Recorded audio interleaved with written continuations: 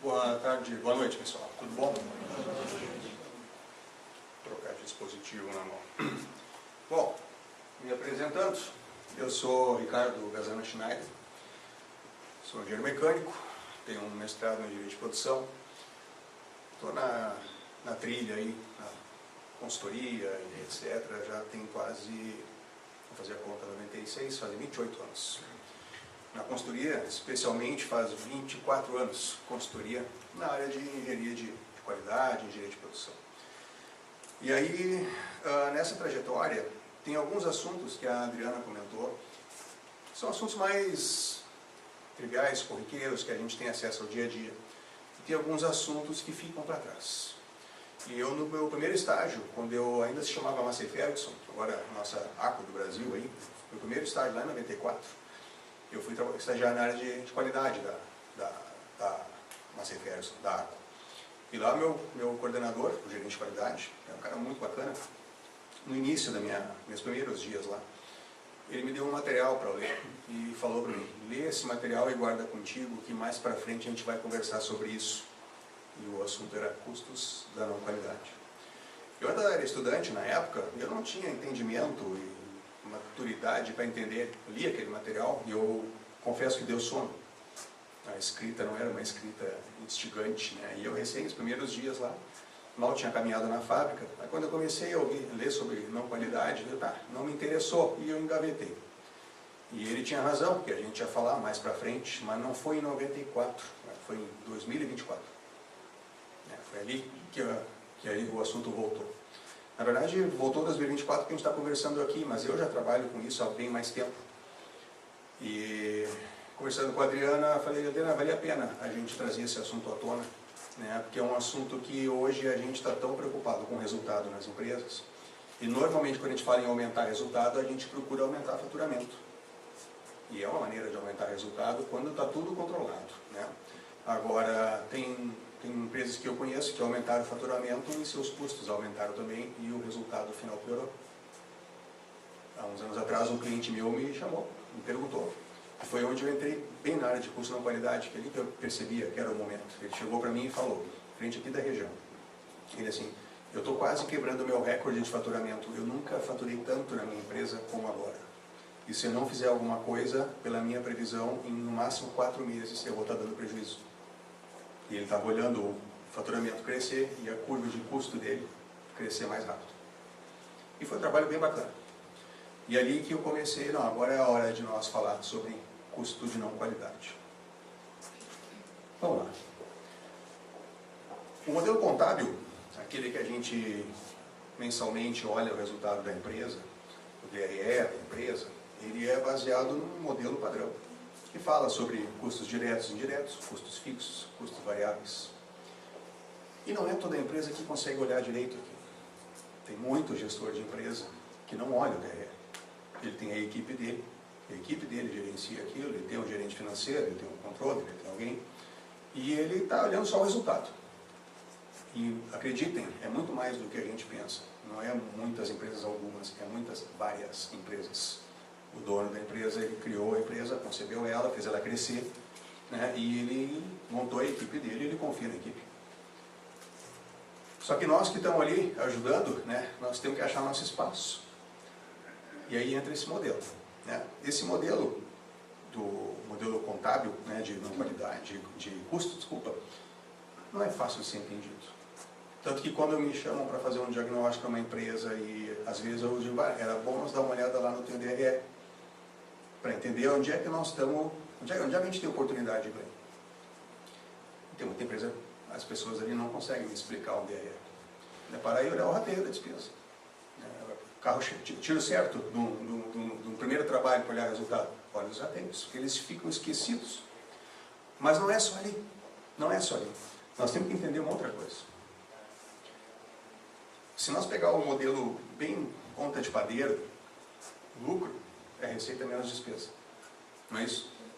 O dinheiro que sobra no nosso bolso no fim do mês é o salário da gente menos o que a gente gastou. Não é isso? É o que sobrou, é o nosso lucro.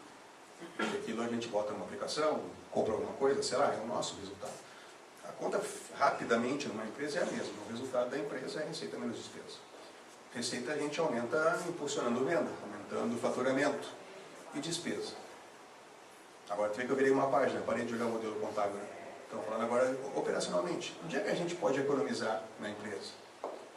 Aí vem, vamos pagar as luzes quando não está usando, vamos não sei o que, para lá, ok? Tudo é justo, tudo é justo. Mas será que tem o impacto que a gente precisa? Então, quando a gente começa a olhar agora, por exemplo, o que são os desperdícios, tem a turma do Lean Manufacturing, que olha muito os desperdícios. Onde é que a gente pode ter ganho, oportunidade, aumentar a eficiência da fábrica, por exemplo, a operação? E é justo, e dá resultado. Às vezes uma visão de fora, no caso de contratar um consultor, o consultor não chega viciado pela rotina da empresa, a gente já olha, faz umas perguntas, a gente não tinha pensado nisso, precisava trazer um consultor para isso. Não precisava, mas também não conseguimos ver por conta da correria. Mas a ideia não é vender a consultoria, é o raciocínio, é provocar vocês. Então, dá para melhorar o resultado aumentando a eficiência da fábrica? Dá. Dá para melhorar o resultado aumentando as vendas, o faturamento? Dá. Dá para melhorar o resultado mantendo o faturamento e gastando menos? Dá. É a outra ponta da conta que eu quero chamar a atenção hoje, na despesa. Mas não é a despesa aquela despesa da conta de luz, do consumo d'água, ela também é justa, mas o assunto hoje se chama custo da não qualidade. O que é o custo da não qualidade? Os gurus da qualidade, os Deming, Juran, Crosby, etc., eles trazem um conceito bem fácil. O que é custo de não qualidade? É aquele custo que a gente não teria se tivesse dado certo o que a gente queria produzir. Certo? E aí vamos pensar. A gente foi lá receber uma proposta do cliente, montamos o nosso orçamento, colocamos lá material, mão de obra, toda aquela conta lá do DRE, montamos o preço, impostos, margem, está aqui o preço. Toma, essa aqui é a minha proposta. No máximo, aquilo ali vai dar certo. No máximo. Normalmente não dá. A gente ganha menos e nunca mais do que a gente ofereceu para o cliente. Ofereci para o cliente, imagina, vou ganhar 10% e o meu resultado está dando 6%. Dificilmente vai dar 12%. Geralmente é do que tu planejou para menos. Por quê? Porque tem alguma coisa que tu planejou que tinha que dar certo e não deu. Te custou aquilo. Não qualidade. O que é qualidade? Para nós depois falar em não qualidade. Qualidade, no termo, conceito geral, é cliente satisfeito. O conceito de qualidade é associado à satisfação do cliente. Então, o teu cliente fez um contrato contigo, de boca, verbal, escrito, não importa, ele fez uma encomenda, mandou um pedido, está esperando uma entrega. Uma quantidade, um prazo, um nível de atendimento a especificações. Conceito de qualidade. Ele optou pela tua empresa porque no pacote final da proposta tu foi o ganhador do pedido. Por diferenciação, por custo, não importa, tu foi o ganhador do pedido. E ele está contando contigo. Tá bom, eu estou esperando então receber a quantidade certa, na data certa, do jeito que eu pedi, tirar da caixa e passar para frente. É isso que ele está esperando. Incomodação zero. Não é isso? Mas aí não deu certo. Aí o cliente recebeu um material e olhou lá, veio errado. Na nota fiscal e no romaneio a gente mandou 1000 peças e chegou a 980. E ficou faltando 20 peças. 20 peças em 1000. Aí ele te liga, olha só, está faltando 20 peças. Tem razão, encontrei elas aqui, vou te mandar. Já não é o que ele esperava. Ele esperava uma vez só. Certo? Sem ter que te ligar para te lembrar que ficava faltando 20 peças. Aí tu fala, achei 30, te mando 10 a mais. Não é isso, ele só queria as 1000. Não é isso? Ele só queria as 1000zinhas dele. Deu prejuízo? Para mim, de início, talvez não. Para ele, de início, talvez sim. Pode ter atrapalhado um pouquinho, e ele no atrapalho, ele teve que fazer umas horinhas extra, esperando chegar até o material, quando ele deveria ter feito aquilo no horário normal de produção. Aquela hora extra roubou do resultado dele um pouquinho. Ele ficou feliz ou não? O que vocês acham? Não ficou feliz. Aí ele continua comprando de ti e volta e meia tu erra. Volta e meia tu erra. Volta e meia tu erra. Eu estava num cliente meu semana retrasada, longe daqui. Eu não gosto muito de entrar no nome dos clientes para proteção para sigilo, né? Não adianta expor ninguém aqui. Mas... E o cliente falando sobre, eu estou com problema no meu cliente, eu estou entregando um negócio com problema, eu até entrego pontual, mas eu entrego um percentual e bem significativo de produto não conforme. Então tu não é pontual. Se o cliente encomendou 1000, ele quer 1000 boas. Tu entregou 1000, mas 300 ruins. Quantas boas tu entregou para ele? 700. Então tu não foi pontual. 300, ele teve que negociar contigo o que vai fazer. E essas 300 ele botou num canto, ela está atrapalhando ele. Então nós vamos ter que ir lá retrabalhar, nós vamos ter que fazer alguma coisa para deixar ele feliz. Aí eu perguntei para o meu cliente, há quanto tempo tu está nessa situação? Ele, uns 4 anos. E não fez nada ainda. Entenda que nesse momento, o teu cliente está lá sentado, o comprador do teu cliente está lá sentadinho, e o teu concorrente está sentado na frente do comprador. O que ele está oferecendo para o teu cliente? O mesmo produto que tu entrega. Só que ele está oferecendo o mesmo produto um pouquinho mais barato. Que essa é a estratégia para ganhar pedido. E aí o teu cliente vai olhar, eu não queria ter essa conversa contigo, falando com o concorrente, né? Mas já que tu está oferecendo mais barato, o que tu tem para me oferecer? Abriu a porta para a conversa. Ele vai receber a proposta, 10% ou 5% mais barato. Aí o teu cliente, sendo um cara bem ético, vai te chamar e te dizer, escuta, vamos negociar teu preço. Não, estou com uma proposta aqui 10% mais barata. Vamos negociar teu preço, eu quero continuar comprando de ti. Mas tu tem que melhorar a tua qualidade e me dar o desconto. Porque ele já está com o negócio pronto com o teu concorrente. E tu tem 10% para dar para ele. Será que tem? Será que nós não tínhamos que pensar nisso antes? E nós ter esse 10% na manga? Para quando ele chegar, eu quero 10%. 10% te dou 5%. Não, eu quero 10%. Não, te dou 5%. Você sabe que o primeiro que faz a proposta é o que sai perdendo. Negociação. Tu vai fechar com ele com 5, 8 e vai sobrar um pouco para ti. Ufa, consegui. Fechou o negócio. Só que tu ainda continua com custo na qualidade dentro de casa. Então tu tem que fazer mais uma vez um ciclo para entender onde é que tu tem que ganhar dinheiro e estar preparado para a próxima negociação. O que é o custo na qualidade? Custo da qualidade se refere aos custos associados a produtos ou serviços que não atendem ao padrão de qualidade estabelecido ou às expectativas do teu cliente. Ou seja, o teu cliente está esperando uma entrega tua e tu não atendeu. O conserto daquela situação é o início da ideia de um custo de não qualidade. Só que esse custo de não qualidade, se nós olhar na teoria, eu acabei não me apresentando completamente, né? Eu sou engenheiro mecânico, tenho mestrado em engenharia de produção, 20 e poucos anos já, de 23 anos na trajetória de consultor, mais o meu tempo de funcionário de CLT, do lado de vocês, da trincheira. Também sou professor aqui na Fevale já fazem 10 anos, na área de engenharia de qualidade, engenharia mecânica, engenharia de produção. Então, temos ex-alunos aqui. Bem-vindos de novo. Muito bom vê-los. Vamos lá. A literatura, eu como bom professor, gosto de navegar entre teoria e prática, né? O que a literatura diz? Que o custo na qualidade, ele tem 4 visões. A visão do custo, das falhas internas e os custos das falhas externas. O custo da falha externa é bem fácil de entender. Mandou para o teu cliente um lote não conforme, tu vai ter que resolver a situação para ele. Ele vai mandar de volta, é tu que vai pagar o frete, tu vai retrabalhar aquele material, ou vai substituir por um novo, outro vai retrabalhar lá dentro, outro vai dar um desconto para ele. Custo de falha externa. Esse é o mais caro de todos. Esse é o mais caro de todos. E esse, para cada produto produzido, o custo correspondente é quase 10 vezes. Se você mandou um produto para lá e foi não conforme, o teu custo para consertar aquilo é mais ou menos 10 vezes o custo do produto produzido. O custo da falha interna, ele tem outra visão. O custo da falha interna é aquele que eu tive dentro de casa. Não cheguei a mandar para o cliente. E acontece, né? Não acontece? De nós planejar uma produção e ela não saiu bem como eu queria. Erramos umas medidas ali, erramos umas características. E agora? Sucata, retrabalho. Não estava isto previsto no custo. A sucata não estava prevista no meu orçamento. O retrabalho não estava previsto no meu orçamento. Vai sair da onde o dinheiro para pagar isso? Do resultado. Receita menos despesa. A tua despesa acabou de aumentar.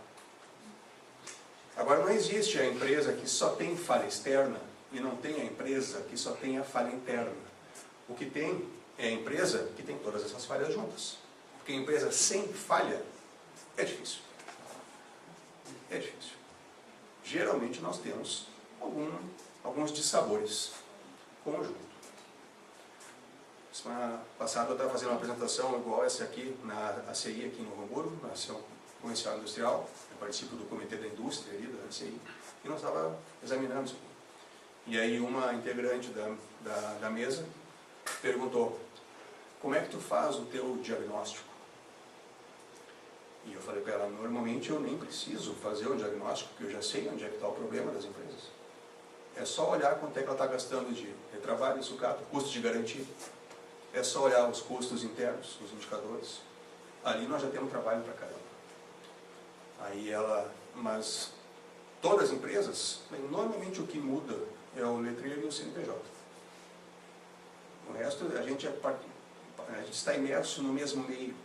São as mesmas tecnologias de produção, mesmos hábitos de produção, mesma mão de obra, mesmas qualificações, mesmo modelo de gestão. As empresas, o que muda é o produto que elas produzem. Agora, os problemas são geralmente parecidos. E aí, há uns anos atrás me perguntaram como é que é a vida de consultor. Ah, quero virar consultor. Como é que é a vida de consultor? Agora, fazendo analogia com como é que é a vida do custo da não qualidade. É bem fácil. Escolhe um filme que tu gosta. Mas pensa num filme que tu gosta. Sei lá, eu, por exemplo, gosto de assistir Pulp Fiction. Pergunto para as meninas, geralmente elas falam Uma Linda Mulher, né, os filmes mais emblemáticos, mas cada um tem o seu filme que gosta. Então tá, assiste ele todo dia. Por 20 anos. Todo dia tu vai assistir o mesmo filme. Imagina que tu vai chegar em casa, toma teu banho, janta, 8 horas da noite, play. Vou assistir meu filme. O mesmo filme. Como é que funciona normalmente? No primeiro dia, tu presta uma atenção. Terminou o dia, tu não peguei algumas coisas. Mas eu só vou assistir amanhã, porque agora eu vou dormir. Aí no dia seguinte tu volta e assiste de novo, aí tu presta atenção agora nas coisas que tu não tinha prestado. Terceiro, quarto, quinto dia, tu já assistiu o filme todo, já viu tudo que tu queria. Sábado, domingo, segunda-feira, começamos de novo. Play, 8 horas da noite. Aí tu tá querendo ir pegar um negócio para comer na cozinha. Eu vou esperar um pouquinho, que tem uma cena que eu quero ver. E assim que passar a cena eu dou um pause. E eu posso ir lá na cozinha. Então tu já sabe o que vai acontecer. Tu para o filme, faz o teu pão de queijo, faz o teu sanduíche, volta, te senta, play, continua. Aí passa mais um pouquinho, tu agora eu quero levar o prato lá na pia. Só mais um pouquinho, que tem uma parte do filme que eu quero ver, que eu gosto dessa parte. Aí assistiu, pum, pausa, vai lá, larga o prato na pia e volta. Segunda, terça, quarta-feira, quinta-feira, tu está assistindo o filme e tu quer ir no banheiro. Aí tu está lendo o filme e tu olha, tá, agora eu vou. Tu não dá mais pause. Porque tu já sabe que ele dá tempo de tu ir no banheiro e voltar e não vai acontecer nada de importante. E dá tempo de voltar para ver a outra parte da cena que tu quer ver. E aí se torna uma coisa previsível. Rotina traz previsão. E aí tu começa a ver depois disso, na terceira semana, tu já está vendo os defeitos do filme, tu já decorou os diálogos, tu já vê os erros de gravação. E é assim que funciona. Quando a gente fala em estratégia para controlar custo e não qualidade, é mais ou menos a mesma coisa de ver o mesmo filme todo dia. Só que o que muda só é a sala que tu assiste o filme. Cada empresa tem a sua sala para eu ir lá sentar, mas as reclamações são as mesmas, a argumentação é a mesma, a origem dos defeitos é a mesma, a tratativa normalmente rasa do problema é a mesma, de empresa para empresa. E aí fica bacana, porque tu começa a ver, não, mas espera um pouquinho, aquela receita que eu usei aqui, nesta empresa, não dá para copiar e colar para essa, porque aqui tem outras particularidades dela, mas a lógica é a mesma. Quer ver um negócio? Vamos fazer um exercício mental bem rápido. Todo mundo aqui já trocou um pneu? Levanta a mão quem já trocou um pneu no carro. Muito bem. Ó, peraí, levanta a mão de novo, deixa eu ver o negócio. Olha, tem, desculpem o comentário machista, mas tem mulher também. Que legal, que legal. Que geralmente chama o seguro, né? E os homens também já estão indo por esse lado. Eu chamo o seguro. Eu não vou me estressar com isso, né? Até que o pneu fura. Não vou falar pneu furado, mas o pneu esvazia. Nunca é na hora que tu não está a fim de sair de carro, né? Tu passa ali na garagem, furou o pneu. Não, não é essa hora. Quando é que o pneu fica murcho? Tá com Quando pressa. tu está arrumadinho. Se arrumadinho, tá com pressa. Geralmente tem uma formatura, um casamento, uma festa, ou tem que ir trabalhar, aquele dia que tu botou uma roupa bonita. Nós da fábrica, quem é de chão de fábrica? Hoje eu vou de calça branca. É certeza que essa calça dura só... Tu entra na fábrica e em meia hora ela já não está mais lisa. Alguma coisa já aconteceu, ela já está com uma marca. Mas a gente insiste, né? Porque a calça branca é legal, né, cara? Hoje eu vou de calça bege. Cara, é certeza. Em meia hora ela já não está mais inteira. Mas aí está lá o pneu murcho. Então vamos lá, o pneu só esvazia na hora que tu precisa. É que nem as nossas máquinas na fábrica, que geralmente elas tendem a dar mais problema nas sextas-feiras do que nas segundas. E tendem a dar mais problema no dia 28, 29 e 30 do que no dia 1º, 2 e 3. Não é isso? Que existe uma lei de Murphy no meio aí, que está junto com a gente. Aí tu está com o pneu murcho. Como é que tu está com um problema, concorda? Temos um problema. Como é que tu resolve isso? Compressorzinho. Oi? Compressorzinho de zero. O Regis é muito prático. Quem é que tem compressor no carro? Sempre tem um que levanta a mão para quebrar o carro. Vamos no trivial, Regis, vamos no trivial. Nós vamos trocar o pneu, certo? Então vamos trocar o pneu por qual pneu? Pelo da step. Então vamos concordar que o nosso carro ele tem quantos pneus? 5. Certo? Então tu pegou o step, trocou, fez o procedimento, né? O pneu murcho foi para onde agora? Para o porta-malas. O step está rodando. Está resolvido, né? Não. Claro que não. Porque o carro continua com o pneu furado. Ele só agora está no porta-malas. Então o carro voltou a estar em ordem. Ele está em marcha. Ele vai te levar onde tu precisa. E aí tu está com o pneuzinho lá murcho no porta-malas. Concorda? E aí o que nós vamos fazer agora? Vamos no nosso compromisso. Provavelmente antes vamos ter que trocar de roupa, certo? Trocar pneu também não é assim, né? Vai lá e vai para o teu compromisso. Terminou o teu compromisso, tu nem lembra mais do pneu murcho no porta-mala. Tu vai lembrar do pneu murcho no porta-mala quando no fim do dia tu for no supermercado, vai comprar tuas comprinhas, vai abrir o porta-mala e olha ali o pneu. Então amanhã eu tenho que ir no borracheiro. Não é isso? Aí o amanhã não é às 8 horas da manhã, porque já tem compromisso. Então tu vai tentar achar um borracheiro, aí o amanhã tu vai conseguir só no fim do dia, o borracheiro já fechou. Resultado, se o pneu furar na segunda, tu deve consertar ele no sábado, que é quando deu tempo. Então tu andou lá uns dias com o teu pneu murchinho no porta-malas e torcendo para que não fure outro. O que o borracheiro faz? Vai no borracheiro, certo? Sábado de manhã, tu levantou, com licença, programa legal de um sábado, vou no borracheiro. O borracheiro vai lá, pega teu pneu, tu fala para ele, está furado, está não sei o quê, ele te ignora completamente. Deixa que eu vou botar o pneu na banheira. Imunda. Né? Já viram um borracheiro com banheira limpa? Não. O Jorge da borracheira. O que o borracheiro faz? Vai investigar onde é que o ar saiu, não é isso? Pode ser por um prego, um parafuso, pode ser no ventil, pode ser que eu passei num buraco e dei uma amassadinha na roda e ali saiu um pouquinho de ar. Identificado a causa, ele toma a ação corretiva. Vai lá e faz o reparo. Dá umas marteladas na tua roda, ou conserta teu pneu, troca ali o ventil, a válvula, o que for, enche de novo, testa, né, coloca lá na banheira de novo, volta para a banheira imunda, tá, agora não está mais vazando, bota de volta, te cobra lá R$30. Não é isso? O borracheiro faz o trabalho de identificar a causa de problema. Não é isso? Existe uma metodologia chamada MASP, Método para Análise e Solução de Problema. O borracheiro faz. Agora está resolvido, concorda? Voltou o step para o porta-mala, o pneu voltou para o uso, acabou o problema. Tranquilo? Nunca mais esse pneu fura. Vocês estão entendendo por que o filme, eu digo que é um filme, que a gente assiste sempre? Vocês já viram o carro andando na rua com a roda amarelinha? 3 rodas bonitas, aro 18 de liga e uma roda pequenininha, fininha, amarela? Já viram? Por que as montadoras mudaram o step? Porque antigamente, tu comprava um carro bonito com roda de liga, vinha 5 rodas de liga. Vinha 4 em uso e uma roda de liga bonita no porta-malas. Que se tudo der certo, tu não vai ver ela na vida. Depois as montadoras se ligaram, para que botar a roda de liga no porta-mala? Vamos botar a roda de ferro.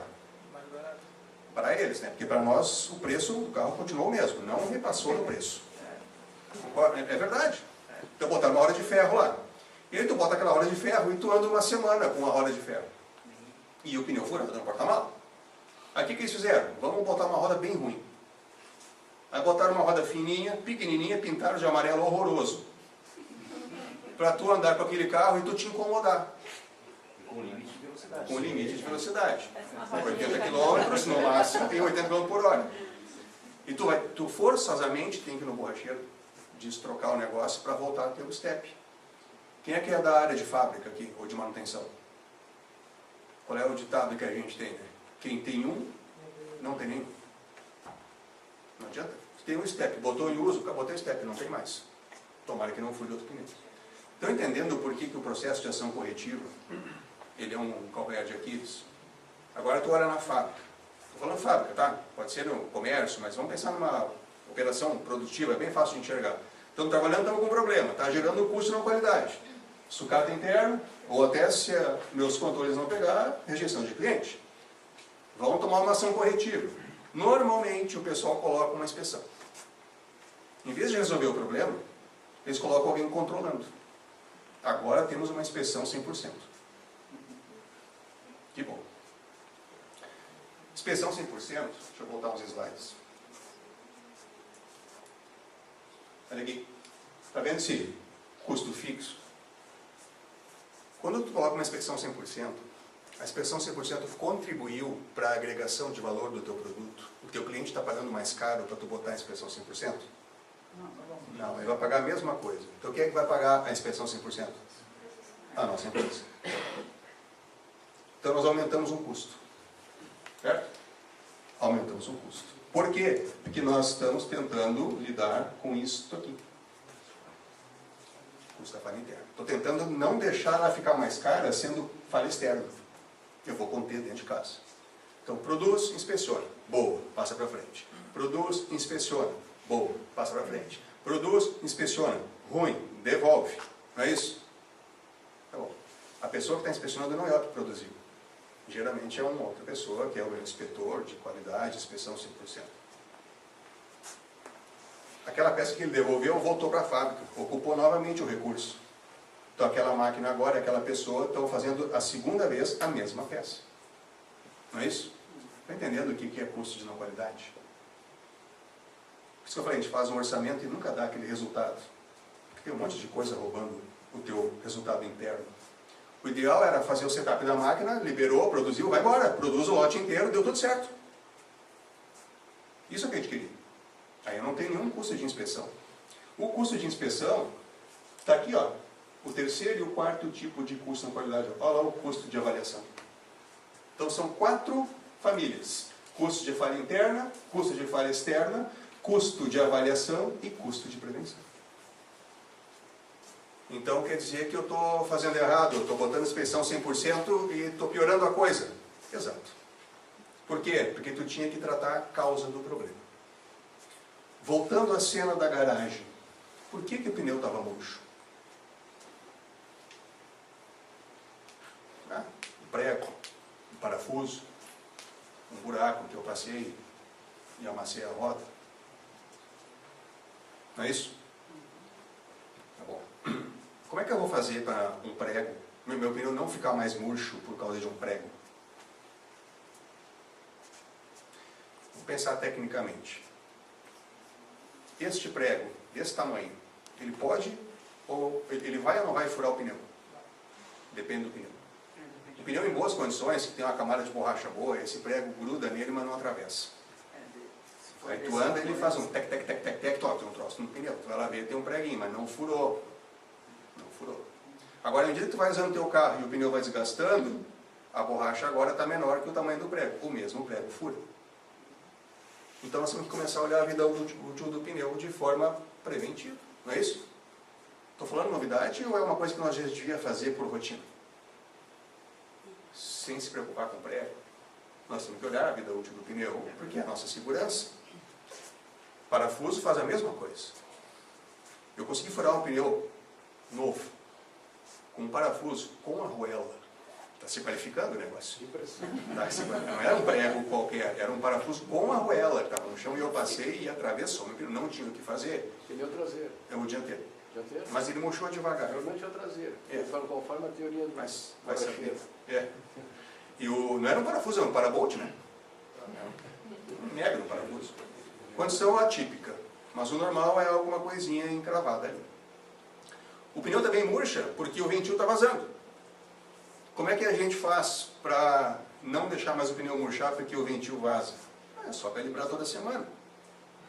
Nós não tinha que fazer isso já? Tinha, né? Olha o manual do carro e fala, calibrar semanalmente o pneu. Quem é que calibra o pneu semanalmente aí? Sempre tem. Eu queria uma vez em unanimidade, ninguém calibra. Ninguém. E eu faço a casa de, como é que é? Casa de Ferreira Espeto de Pau. E eu não calibro o pneu toda semana, não dá tempo. Né? Tu está sempre correndo contra o tempo, mas devia. Vai encher o tanque, vai lá e já calibra o pneu. Ela gasta um tanque por semana. Inclusive o step. Mais ou menos. Inclusive o step. Certo? São 2 dias. Terceira situação, a roda amassou. E aí começou a vazar. A roda amassou porque eu passei um buraco no asfalto. Vamos lá, 5 porquês. Por que tu passou num buraco no asfalto? Porque eu desviei de uma velhinha. Faz sentido. O pneu, faz sentido ter sacrificado o pneu, a velhinha não é negócio atropelar. É mais barato. Mais barato, é. Mas normalmente não é isso que acontece, né? A gente passa num buraco porque tu está andando muito perto do carro da frente. E tu nem viu, cara. O carro da frente desvia e tu pam, pá, puxa, lá foi. Solução, dá espaço. A regra diz, né, tu tem que dar uma distância regulamentar de uns metros ali. Na autoescola ensina que se tu não enxergar os pneus do carro da frente, tu está perto demais. Então não precisa ficar medindo a distância, é só dirigir e olhar. Tem que olhar e enxergar os pneus do carro da frente. Aí se aparecer um buraco, tu consegue desviar dele e não furta o pneu. Então implica em mudança de hábito. Qual é o hábito? Eu tenho que conferir o pneu de vez em quando, eu tenho que uma vez por semana calibrar pneu, eu tenho que andar mais devagar. Qual é o benefício de andar mais devagar? Gasta menos combustível, né? Não é isso?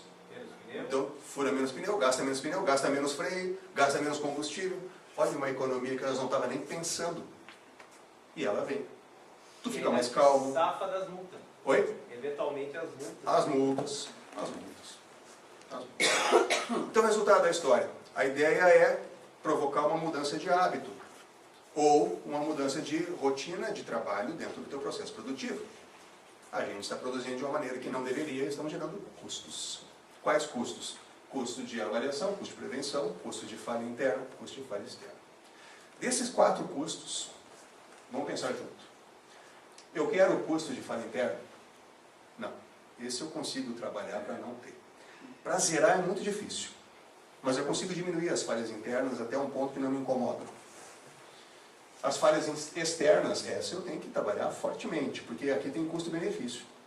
Esta aqui custa 10 vezes mais caro que essa. Ou seja, aqui eu consigo calcular payback. É mais fácil viabilizar o retorno financeiro quando a falha é externa. Quando eu tenho que fazer alguma melhoria no meu processo. O custo de avaliação, eu tenho que saber ser sábio na hora de usar, porque eu preciso fazer avaliações no meu processo produtivo. De vez em quando eu tenho que pegar umas peças e medir elas. Eu tenho que liberar um setup para ter certeza que eu não vou produzir um lote inteiro não conforme. Eu faço uns ajustes, tá, estou fazendo uma avaliação, medições. Os produtos produzidos, ó. Eu tenho que comprar instrumento de medição, eu tenho que treinar as pessoas para medir. CEP, eventualmente. O treinar as pessoas para medir é um negócio bem interessante também, né? Levanta a mão quem sabe medir com régua. Todo mundo. Levanta a mão quem sabe medir com trena. Levanta a mão quem sabe medir com paquímetro. Eu duvido. Eu duvido. Digital ou não? Você vai específico. Paquímetro. Eu sou professor de metrologia na faculdade, aqui na engenharia mecânica, na FEBAI.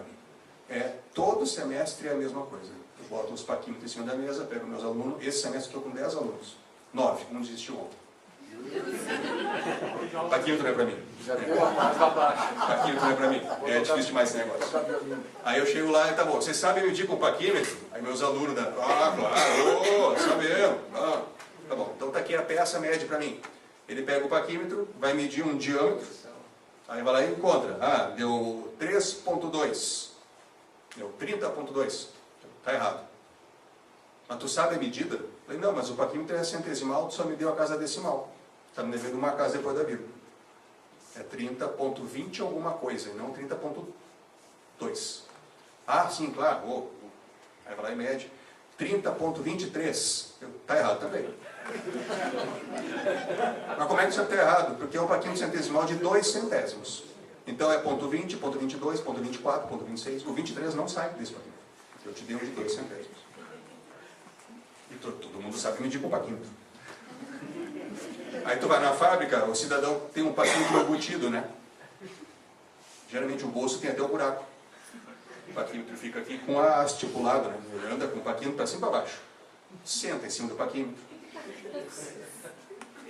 Risca com o paquímetro. Solta a porca com o paquímetro. Não é verdade? Coça alguma coisa com a haste do paquímetro. Gente, é um instrumento de medição. Tem precisão centesimal.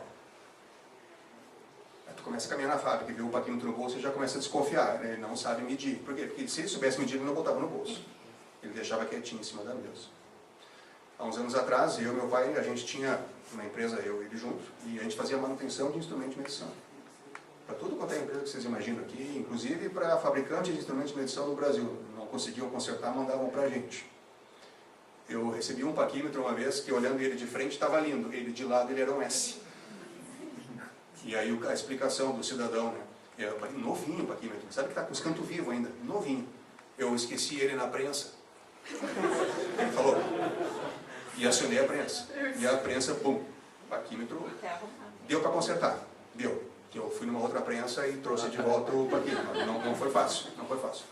Teve um outro que trouxe um paquímetro frito, marronzinho, frito. E eu olhei aquilo ali e disse, tá, tu tem paquímetro numa cozinha industrial, é isso? Botou, né? Para fritar junto com o pastel, isso aqui, né? Ele, não, eu esqueci ele em cima da máquina de indução. Aquela máquina que aquece a peça, que ela fica vermelhinha sozinha, que dá um campinho magnético, um transiente da indução, o paquímetro ficou em brasa. E agora, esse aqui não tem jeito, esse aqui foi. Se esse é o valor que a gente dá para um instrumento de medição, imagina para a medição efetivamente que é feita com ele. Está entendendo onde é que começam os custos na qualidade? Aquele paquímetro a gente comprou, a gente pagou calibração, a gente botou fora e comprou outro, por um desleixo. Se o desleixo é com o instrumento, imagina com a medida. São 23 anos trabalhando em chão de fábrica. Na verdade são 28 anos, porque meus outros 5 anos antes eu era funcionário de uma montadora de motor aqui. A diferença que tem do início do mês para o fim do mês. Início do mês, eu pego aquela peça, olho, está rejeitada. Pego outra peça, essa está aprovada. Aí outra peça, essa está rejeitada. E assim eu vou. Fim do mês, eu pego aquela peça, está aprovada. Eu pego essa aqui, dá para passar. Não é assim? Se está atrasada a entrega, então deu. Se é aquela que eu Olha lá. Assim, eu estou trazendo um pouco, parece engraçado, e realmente é, mas é a vida real. Não é verdade? Não é verdade? É a vida real. Tu caminha na fábrica e vê o cara riscando uma chapa com paquímetro, que ele usa para fazer uma medição centesimal. Está entendendo? Ah, como é que a gente trabalha? Cara, é só caminhar na fábrica e eu começo a olhar. A pessoa se perguntou, como é que tu faz o diagnóstico? Normalmente, meu diagnóstico, para saber o potencial de economia, de custo na qualidade, ele envolve eu conversar com um gestor da empresa, um tomador de decisão, e um copo de cafezinho. E a gente vai caminhar na fábrica. A gente caminha na fábrica até onde tem a última coisa de café. Lá a gente pega o café e volta. E nessa caminhada, eu mesmo vou perguntando para o gestor da empresa, o que é isso aqui? A resposta dele, essa é a caixa de sucata. Tá. A gente caminha mais um pouco. E aquilo ali é o quê? Aquilo ali são as peças que ele matou ontem. E lá no fundo, tem uma outra área E isso aqui eu recebi do cliente de volta, eu não tenho onde botar, botei aqui no fundo. Estão vendo? Está dentro de casa, não é novidade. Não é novidade. Está dentro de casa. Toda empresa tem. Agora a questão é ou não é significativo para o resultado da empresa? Às vezes não é significativo. E eu sou honesto, não vale a pena mexer. A gente tem que aprender a conviver com alguns problemas, porque nós temos problemas de magnitudes diferentes e nós vamos levar a nossa equipe para resolver os mais importantes. E às vezes não é o mais importante. Só que uma hora vai ser o mais importante. Quando tu resolver os outros problemas, a bola da vez é o quanto agora eu estou botando fora, que eu não precisava colocar fora se eu fizesse direito. Custo na qualidade. Como é que a gente faz normalmente? Ó, esses nossos custos, né, afetam lucratividade, satisfação do cliente e competitividade. Concorda? Então nós podíamos ter mais resultado, nós podíamos fazer com que o cliente gostasse mais da gente, nós podíamos ser mais competitivos, se nós conseguíssemos identificar, medir e reduzir esses custos. O que não é nada de difícil. Eu elas voltamos isso. Conceitualmente, como é que funciona o negócio? Os itens defeituosos, né, em falhas internas, falhas externas, aparecem aqui, ó, lá no nível operacional da empresa. É ali que se materializa o problema. Ali que eu encontro peça não conforme, ali que eu encontro reclamação de cliente, no nível operacional. Só que aquele problema, ele surgiu, né, até há um tempo atrás se entendia que os problemas de qualidade eram problemas da fábrica, e a fábrica tinha que resolver sozinha esses problemas de qualidade. Depois da Segunda Guerra Mundial, alguns estudiosos da área de qualidade, como o Juran e o Demi, trouxeram uma outra visão, dizendo não, na parte operacional, só a materialização de um problema de alta administração. Os problemas de qualidade, eles nascem na alta administração. E eles começaram a trazer responsabilidade para o nível tático e estratégico. E é o que mais faz sentido. Sabe por quê? Sabe aquele cara que caminha com o paquímetro no bolso? Que a gente estava rindo, pô, ele senta em cima do paquímetro. Se ele fosse bem orientado, ele cuidava do paquímetro. Quem é que tem que orientar ele? Não é isso? A chefia dele. Então vocês estão vendo que o negócio começa de cima para baixo? A chefia dele, se ela é cobrada por produção, o que ela vai entregar para a empresa? Produção. Se ela for cobrada por qualidade, o que ela vai entregar para a empresa? Produção e qualidade. Concorda? Quem é que cobra o nível tático? O nível estratégico. Aí a pergunta, o nível estratégico, a alta direção, ela olha os custos da não qualidade? Não. Ela olha o percentual de peças que o cliente devolveu, ela olha o percentual de peças rejeitadas. E não tem ideia do custo, só olha o percentual. Ah, nós temos 2% de rejeição do cliente. É baixíssimo. Sim. Mas esses 2% se transformam em R$60 mil mês. Oh, 60 mil. Eu estou chutando baixo. Nunca é 60 mil. Nunca é. Agora vou mostrar depois para vocês o resultado. É muito mais do que isso. Só que a gente não aponta, então a gente não tem ideia. E aí, com o perdão da palavra, mas o ignorante é um cara feliz. Na hora que eu não conheço a situação, está tudo bem. Aponta quanto tu gasta de rejeição. Anota no mês quanto tu gastou de frete, de material que tu mandou 2 vezes, de imposto que tu pagou, de horas extras que tu trabalhou para consertar aquele negócio. Aponta aquilo. E tu vai... Acabou o sono tranquilo. Porque até o dia anterior estava tudo bem. Até eu descobrir quanto é que eu estou gastando. Acabou o sossego. Entende? Então o nosso trabalho é o seguinte, tá? Aqui, no nível estratégico, nascem os problemas de qualidade, que são oriundos de decisões estratégicas, de negócios que a gente fecha, querendo fechar o negócio com o cliente, e nós não nos preparamos bem para aquilo ali, de maneira estratégica. Desdobrando no nível tático, começa a aparecer o problema.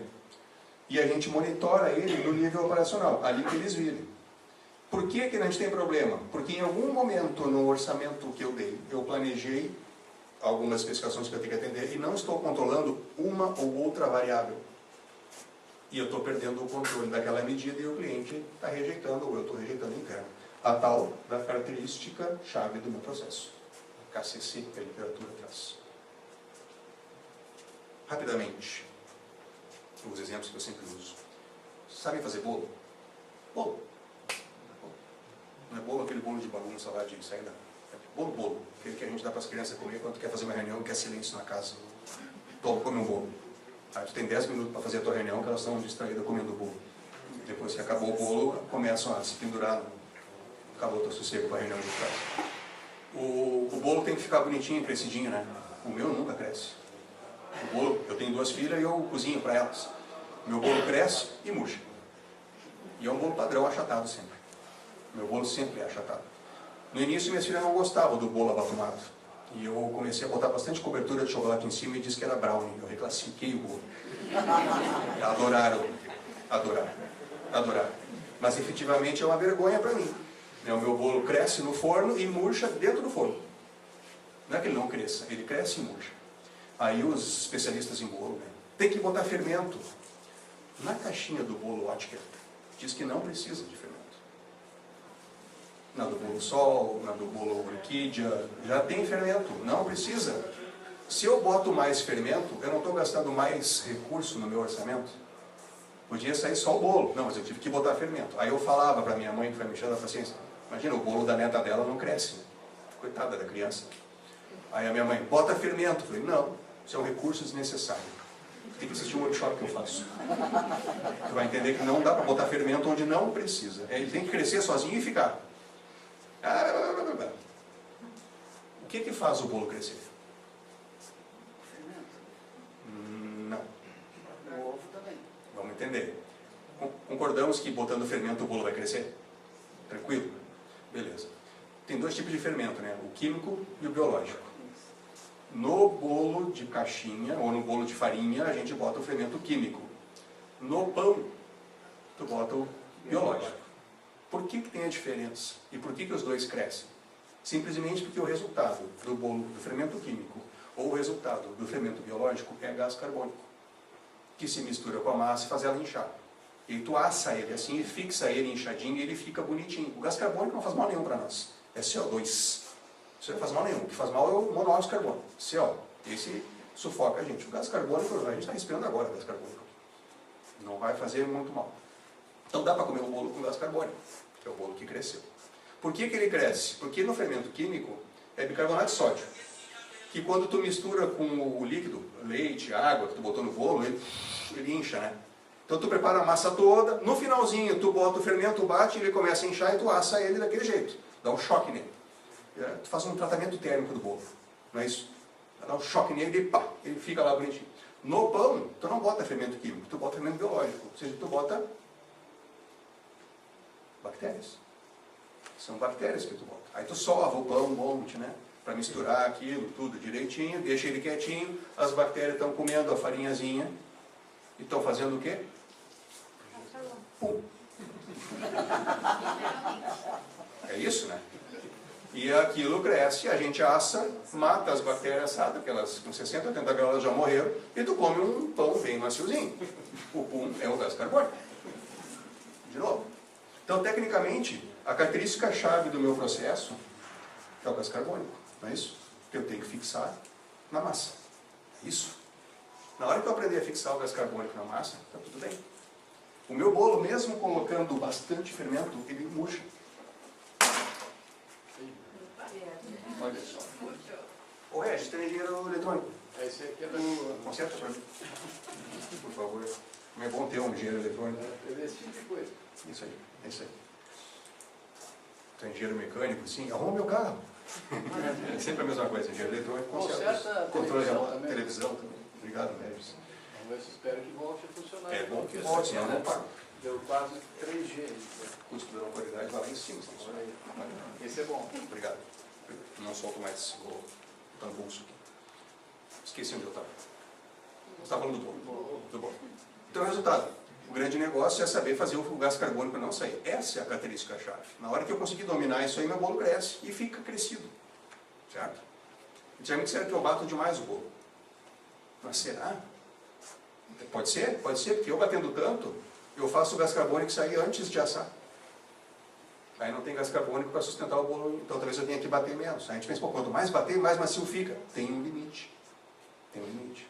Ou seja, domínio técnico da situação. Olha o teu processo agora. Qualquer processo que vocês enxerguem na empresa que vocês trabalham. Temos que dominar tecnicamente aquele negócio, né? Não é isso? Porque se nós não dominar tecnicamente, o que acontece? Custo, não, qualidade. Eu sempre aperto o botão errado. Vamos pensar bem conceitualmente, tá? Lá do planejamento estratégico, que toda empresa deve ter, deveria, ou fazer pelo menos mentalmente, que não seja um evento, mas que tenha um plano, eu tenho que fazer tal coisa através do tempo para chegar no resultado que eu quero. Nós vamos tirar algumas metas que a gente tem que atingir num período. Esse é o conceito de planejamento estratégico. O que eu vou fazer em 1, 2, 3, 4, 5 anos, quanto é que eu tenho que fazer tecnicamente cada coisa para saber que eu estou progredindo. Imagina que a gente consegue gerenciar muito bem as nossas metas, mas uma delas não está bem controlada. Esta meta não atendida é um problema para mim. Se ela não está atendida, ela está gerando custo de não qualidade. Certeza. Certeza.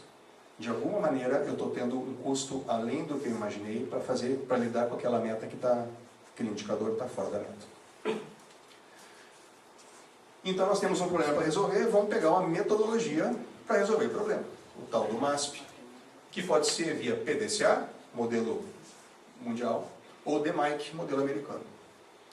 Hoje eu trouxe o DMAIC que eu acho ele mais fácil de nós entender, o passo a passo, para resolver um problema e controlar um custo da não qualidade. Como é que a gente vai fazer? Lembra do borracheiro? Lembra do borracheiro? Ele pegou o teu pneu, tem o método, né? Coloca na banheira, enche ele, né? Coloca na banheira, vê onde é que está vazando, identifica a causa, vai lá, desmonta, conserta só ali, remonta, testa, coloca de novo no carro. Ele faz o que a gente precisa. Investigação de causa, plano de ação, execução da ação para resolver o problema, verificação e padronização. Não querendo jamais menosprezar o borracheiro, que é uma profissão como qualquer outra, mas se até o borracheiro consegue, por que a gente não consegue? Olha lá, modelo americano, DMAIC. 5 letrinhas originadas, né, das palavras Define, Measure, Analyze, Improve e Control. Definir, medir, analisar, melhorar e controlar. Definir. Não confundir o efeito com o problema. Teu efeito é o pneu murcho. O teu problema, escapou ar. Então nós não... O pneu murcho já está resolvido. Se o problema é pneu murcho, eu resolvo trocando o pneu por um cheio. Se o problema é ar vazando, eu tenho outra coisa para fazer ali. Eu tenho que achar onde é que está vazando ar. Você está entendendo que a gente começa errado a análise da causa? Então, olha o bolo, né? O bolo murcho. Por que o bolo murcho? Tu botou pouco fermento. Eu posso botar um monte de fermento. Enquanto eu não fizer o gás carbônico ficar ali dentro, posso botar o dobro de fermento. Não vai crescer meu bolo. O meu problema é fixar o gás carbônico. Então, as perguntas, né? Tu sabe qual é o problema? Tu sabe onde é que deveria estar a situação? Impacta no cliente? Isso dá magnitudes diferentes para a gente na hora de resolver o problema. Segunda etapa, medição. Medição. Tu tem certeza que a tua medição está correta? Tu tem dados para analisar? Ah, eu recebi um relatório e mostrou que está tudo certo. O cara que mediu é aquele cara do paquímetro? Vamos lá de novo. Aí tu fala, ele só está lendo uma casa decimal. Ou ele nem está lendo direito, ele está botando a medida que ele acha que deu. Aí tu dá uma peça que tu sabe a medida e ele erra. Aí tu fala, não, pera um pouquinho. Não é assim? Não é assim? Não, é não. Não, então daqui. Aí tu vai lá e mede e mostra, olha, está errado. E, mas como é que tu mediu isso? Lembra que eu falei dos meus alunos de engenharia que não sabem medir com paquímetro? A primeira casa depois da vírgula é muito fácil de ler no paquímetro. A segunda casa tu tem que ler o nônio. O nônio não é o teu avô, o nônio. Né? O nônio é uma divisão de 9 medidas em 10 medidas. Elas não encaixam. Só um tracinho encaixa. Esse tracinho é a segunda casa depois da vírgula. Então é difícil ler o nônio. Aí quando eu perguntei se sabia ler o paquímetro, alguém aqui me perguntou se podia ser digital. É o que a gente faz, né? Toma um digital, então. Por quê? Porque ele não sabe ler o analógico. O digital é 3 vezes mais caro que o analógico, né? Podia medir mais barato. Olha o custo de avaliação aí. E outra, o analógico é muito mais resistente que o digital. O digital caiu no chão, foi. O analógico ainda tem chance de voltar a funcionar, se não der uma deformação grande, às vezes nem sentiu. Então tá ali, ó, eu tenho que verificar, né, coletar meus dados, validar esses dados, ter certeza que os dados representam a realidade, né, e trazer informações para que na etapa seguinte eu vá analisar essas informações. Aí sim, eu vou analisar aquilo que eu confio. Quer ver um outro exemplo? Tem um radar aqui na frente, um pardal aqui. 80, né? É isso? 80 por hora. Quando vocês vêm andando com o carro, onde é que vocês botam o ponteiro do velocímetro? Se o radar é de 80, vocês passam a quanto? Então tu tá a fim de me derrubar, né? Um pouco menos que 80. Geralmente se passa entre 60 e 80. Aí no radar de 60 se passa entre 40 e 60. E no radar de 40 se desce do carro. E passa caminhando, porque é 20 por hora. Não dá vontade de empurrar o cidadão? Pô, 20 por hora não, é 40. 20 por hora é metade de 40. E o cara passa 20. Via de regra, se o teu velocímetro está marcando 80, tu sabe a quanto tu está? Uns 76, 77. A gente não sabe a quanto está. A gente não sabe a quanto está, a gente tem ideia. Então a gente já peca pelo excesso e baixa a velocidade para garantir, não é isso? Mas se tu passar efetivamente a 80, o teu velocímetro ele é ajustado para mostrar sempre mais do que tu está andando, nunca menos. Ele vai te proteger. Então se está a 80 e tu passar numa lombada, ela vai marcar 72, 74, nessa ordem aí. Então tu pode passar a 80, sem medo. Só passa a 80. Não precisa passar a 40 ou a 60, porque passando a 80 tu está a 70 e qualquer coisa. Se tu botar um GPS no carro e olhar a velocidade, tu vai ver a diferença. Tu passa a 80, dá 71, 72. Então não precisa passar a 60. E outra, tem 7 km por hora de tolerância ainda no radar. Até 87, tu não é multado. Então não faz sentido nenhum passar a 60. Vai passar quase 90. Cara, tu pode passar a 90, porque tu vai estar com 83 se ele te multa com 87. Entendeu? Temos que acreditar no sistema de medição. Não é isso? Dá para testar, né? Eu já testei. Bota 80, Já testei. Eu tomei umas multas. Logo que eu troquei não esse carro, o anterior que eu tinha, eu troquei o anterior por ele. E eu, numa ida para Joinville ver minhas filhas, eu tomei 2 multas na ida e 2 multas na volta. testando. A multa de maior velocidade deu 4 km por hora. E a de menor velocidade deu 1 km por hora. Era 80, até 87 eu passei a 88. Dá uma raiva. Ah, Isso já me aconteceu uma vez, mas dá uma raiva. 1 quilômetro. e assim, ó, dá uma vontade de vou recorrer desse troço, né? Fica pensando, não vai adiantar nada. Aí sim, né? Porque o cara vai, não, agora sim tu vai ficar como. Tem que confiar no sistema de medição. Mas exigiu a calibração dos instrumentos, né? Eu tive que mudar meu método de dirigir, porque não dá, eu estou errando alguma coisa. Eu peguei um carro com um velocímetro novo e eu errei na medição e fui. Hoje eu, como eu rodo tanto, eu faço 4 mil km por mês. Então é fácil tomar uma multa. Então eu ando com o meu GPS no celular e num outro tablet que eu botei um anti-radar ali. Radar Droid. Radar bot. Bot.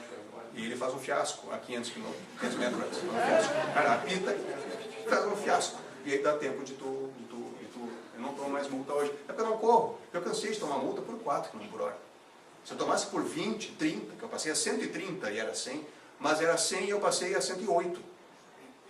E tomei multa porque foi 1 km por hora acima da tolerância. Eu disse, não, para um pouquinho. Aí eu mudei meu sistema de medição. Concordo? Mudei. Então, eu coleto dados e analiso os dados para ver o porquê que eu estou com o cliente reclamando.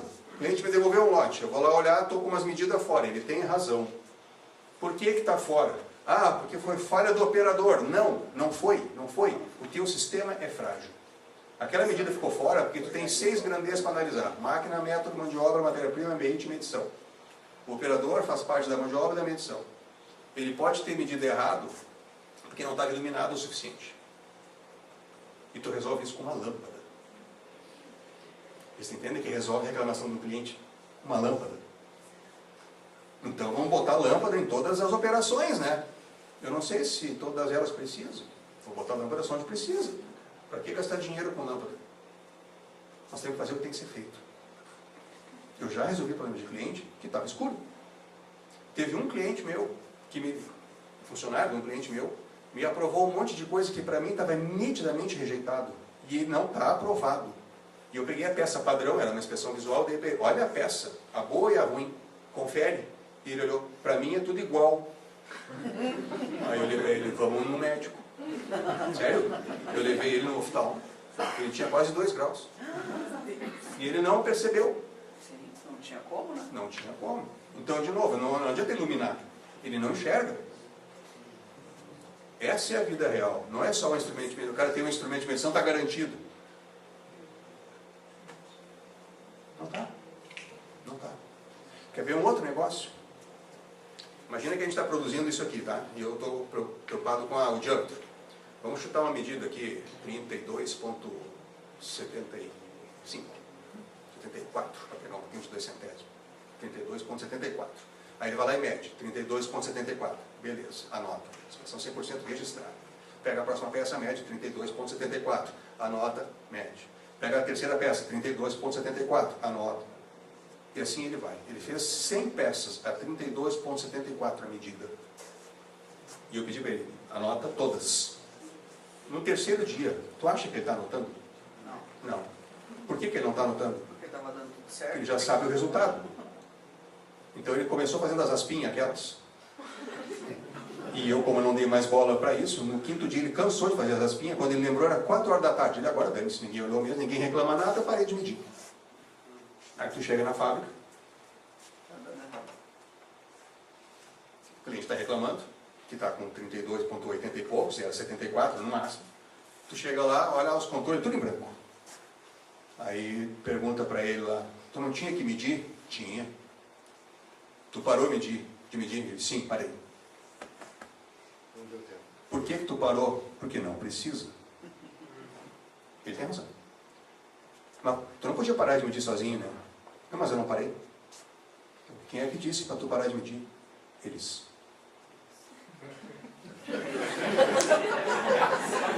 Eles quem? Os caras. Os caras vieram. Disseram, não precisa medir. É diferente da empresa que vocês trabalham? É diferente? Não é? Eles tomam decisões sozinhos, mas ele tem a razão dele, não precisa medir. Te põe no lugar da pessoa, você está fazendo uma operação que não agrega valor, está tendo que anotar, tu é responsável por produção, aí tu já sabe o que vai acontecer, ninguém te cobra. O que tu vai fazer? Eu não culpo. Não culpo. Por quê? Porque na verdade o instrumento de medição não está medindo o que tem que medir, ele não sabe medir, alguma coisa está errada. É impossível ter 100 peças consecutivas com a mesma medida. Tenho uma balança em casa e eu controlo meu peso. Eu já aprendi que quando eu como muita porcaria, eu engordo e meus triglicerídeos vão lá para cima. Então eu aprendi que, mantendo meu peso numa faixa, meus triglicerídeos estão controlados. E isso é o meu hábito alimentar. Então todo dia eu me peso. E se meu peso subir, eu já sei, o triglicerídeo está subindo. Mas não preciso fazer exame de sangue todo dia, concorda? Estou controlando o meu peso, eu já sei como é que vai dar os triglicerídeos do meu sangue. Se eu chego na balança e me peso 76,7, beleza, sai. Aí a minha mulher diz para mim, tu tem que te pesar de manhã. Faz sentido, porque de noite eu metabolizei alguma coisa e não comi, eu gastei energia, perdi peso, consumi um pouquinho de gordura, de manhã eu peso menos. Faz sentido. Aí eu chego de manhã e me peso 76,9. Só que quando eu fui dormir eu estava com 76,7. E eu pensando, eu não me lembro de ter comido nada dormindo. Não lembro. Nem água eu tomei essa noite, nada. E o peso aumentou sozinho. O que vocês acham que está acontecendo? Aquela balança ali, para mim, não serve. Tanto que eu subi nela, 77,6, sai. Aí ponto 10 segundos, subo de novo, 77,7. Eu engordei pegando luz. Não serve para o meu controle, eu preciso de uma coisa mais estável, não é verdade? Estão entendendo? Tem que confiar na medição. Para aí sim poder tomar decisões. Daqui a pouco eu estou trabalhando em cima de uma coisa que não é a causa do problema. Estou tentando resolver um sistema de medição e o problema nem é a medição. Ou estou tentando resolver uma variável e o problema é o sistema de medição. Às vezes, fábrica, nós temos mais coisa envolvida que não é só a medição. Trocou o lote de matéria-prima, deu problema. O pessoal da injeção do plástico, ele sabe como é que funciona. Está tudo bonitinho. Veio outra corrida de plástico, pronto, já a injetora já não deu mais. Aí vai lá, dá pressão, aumenta não sei o quê, bota a temperatura, tira a temperatura. Pronto, demoramos amanhã para dominar o leão. Tá bom, beleza. Aí consumiu 2 bags. O terceiro bag veio de uma outra corrida. Lá vamos nós de novo. Então, nitidamente, a matéria-prima também pode ser causa de problema. Matéria-prima, meio ambiente, máquina, método, mão de obra, missão. Pessoal da solda. Tu vai soldar num dia seco e sem vento, tu tem uma solda. Tu faz a mesma solda num dia úmido com vento, é outra solda. O meio ambiente interfere. Então, resultado, nós temos que achar a causa raiz do problema. Eu só consigo achar a causa raiz se eu tenho o problema definido, eu confio nos dados, analiso estes dados e aí eu consigo montar um plano de melhoria, um plano de ação para atacar a causa raiz do problema. É só ela que precisa. E pode ser só uma lâmpada, se ela for realmente a causadora de um erro de medição. Pode ser que eu tenha um fornecedor que eu troquei por um outro e ficou muito barato, e esse barato me deu tanto problema que custou tão caro o reparo, que eu digo, é melhor eu voltar para o fornecedor anterior, que é mais caro, mas eu gasto menos em custo de garantia. Vocês entendem que nós temos que saber exatamente o que está acontecendo?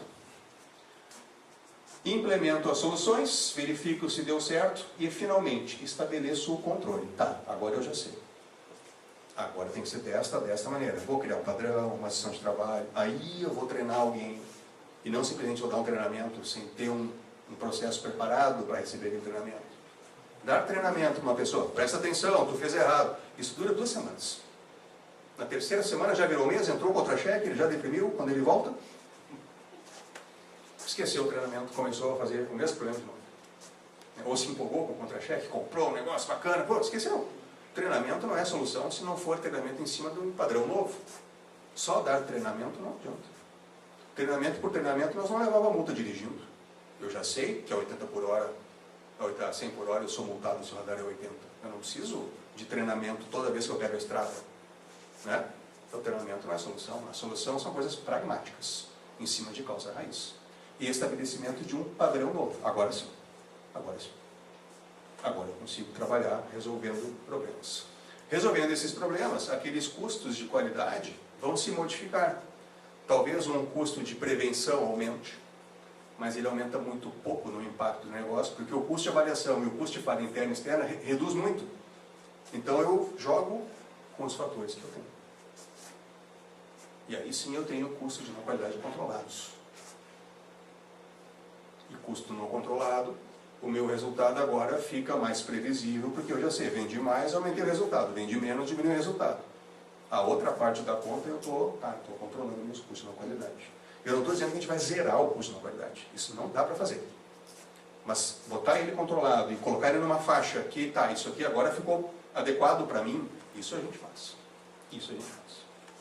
Qualquer empresa faz. Esse aqui é o modelo de Mike bem diagramado, tá?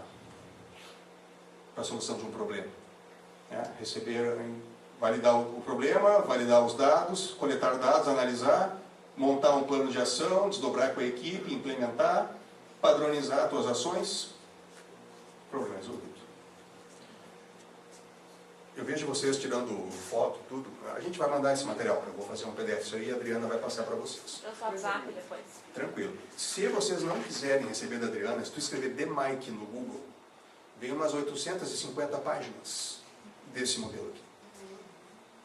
Para lá de conhecido. Não é o modelo do Ricardo. Isso é coisa já... O que o Ricardo faz? O Ricardo vai lá e te ajuda a implementar isso. Para que vocês aprendam a fazer isso sozinhos. É isso que o Ricardo faz. Não é? Eu não criei o DMike. Aí sim, ó, voltando lá, né, o nosso planejamento estratégico, as nossas metas, aquela que não estava controlada, eu vou analisar o problema, vou identificar qual é a característica que eu tenho que controlar, e vou implementar, vou dar o DMike todo, ela fica controlada, e o meu problema agora, ó, passa a ficar, a minha meta passa a ficar alinhada com o que eu preciso. Ou seja, eu vou resolver o problema. Focado em custo de não qualidade, no caso que a gente está falando agora. Aí sim, quando eu consigo ligar isso aqui com um planejamento estratégico, vou voltar uns slides aqui, quem é que enxerga isso? Ó, o nível estratégico. E aí a gente ganha o crédito para os novos projetos. Ficou legal o que tu fez. Ficou legal. Agora vamos resolver aquele outro problema que nós não tinha certeza que ia dar certo, agora eu acho que a tua solução vai dar, porque eu passei a acreditar em ti. Entendeu? É legal, né? E não é difícil, não vamos combinar que não é difícil. É só parar para olhar para uma certa ótica e trabalhar com ela. Como é que eu trabalho normalmente, tá? Os projetos de curso na qualidade, eles têm aí entre início, meio e fim, identificação, tratativa e finalização, 6 meses de trabalho, para a empresa aprender a fazer isso aqui sozinha. O meu trabalho é ensinar a empresa. Eu faço uma mentoria para redução de custo na qualidade. Eu ajudo vocês a aprender a achar onde é que estão os potenciais, a identificar as causas, a trabalhar nelas, resolver os problemas e ficar monitorando elas. Esse é o trabalho. Não sou eu que vou resolver o problema de vocês. Eu vou fazer junto com vocês por um período de mentoria até que vocês aprenderem a fazer sozinhos e dali para frente com vocês. Fatores de sucesso. Ó, projetos alinhados com as metas estratégicas. Cliente estratégico, produto estratégico. É importante para nós se manter nesse segmento. Vamos trabalhar dentro disso. Alinhar o trabalho com aquilo que a empresa precisa. Para que dentro da empresa, se tu quer dançar rock, está tocando rock na vitrola da empresa. Não adianta tocar rock e eu querer dançar pagode, não vai dar certo. Eu tenho que trabalhar alinhado porque a empresa quer. O projeto deve ter os primeiros resultados, mesmo que parciais, no curto prazo. Divulgação do projeto em todos os níveis. Todo mundo tem que saber, para que toda a empresa fique ligada. E a empresa, claro, né, tem que ter as competências necessárias. Não adianta um leigo querer controlar um processo técnico. Você tem que ter as competências necessárias para poder fazer o trabalho que tem que ser feito. Rapidamente, tá? Eu trabalho com isso há bastante tempo, tá? Alguns cases. Meus últimos 2 projetos, um foi em Campo Bom e um foi em Sapucaia do Sul. 6 meses cada um, 12 meses, um atrás do outro. 6 meses mais 6 meses. A soma dos resultados está na casa dos 10 milhões de reais em 12 meses. Isso dá 900 mil reais mês de histórico meu de solução de problema. Empresas na casa dos 300 funcionários. Tá? Aqui em Novo Hamburgo, eu tenho um cliente que eu ainda atendo, nós descobrimos que ele se perdia um monte e fabricava errado porque ele controlava o PCP no papel. Fabricante de equipamento. E nós entramos com um sisteminha, um ERP da região. E começamos a programar a produção dentro de um ERP. Resultado da história, só em hora extra, nós reduzimos no ano 360 mil reais. Só em hora extra que a gente fazia quando eu errava e tinha que retrabalhar, e retrabalhava na hora extra, e parará. Só em hora extra. Deu 360 mil de redução. No início da pandemia, eu e mais uma turma, nós estávamos lá em Minas Gerais, num hospital lá, trabalhando a eficiência do hospital, que é uma indústria. Sim. É uma indústria. Bloco cirúrgico. 30% de redução do tempo de ocupação do bloco cirúrgico, que é onde o hospital ganha mais dinheiro. Então, o tempo médio de cirurgia baixou de 6,2 para 4,2 horas. 36% de eficiência do leito cirúrgico foi para 66%. A preparação do leito cirúrgico de 41 minutos para 26 minutos. Economia só no bloco cirúrgico, 2,5 milhões por ano. Depois que sai do bloco cirúrgico, a pessoa vai para o leito, né, e fica lá em observação uns dias.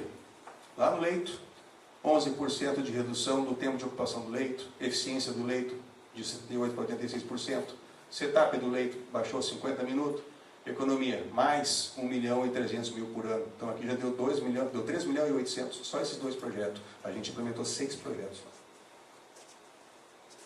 E era um hospital filantrópico. Quer dizer que ele não visa lucro, mas também não é para dar prejuízo. Ele tem que equilibrar as contas. Tu imagina o fôlego. Nós trabalhamos no estoque de quimioterápicos, nós trabalhamos...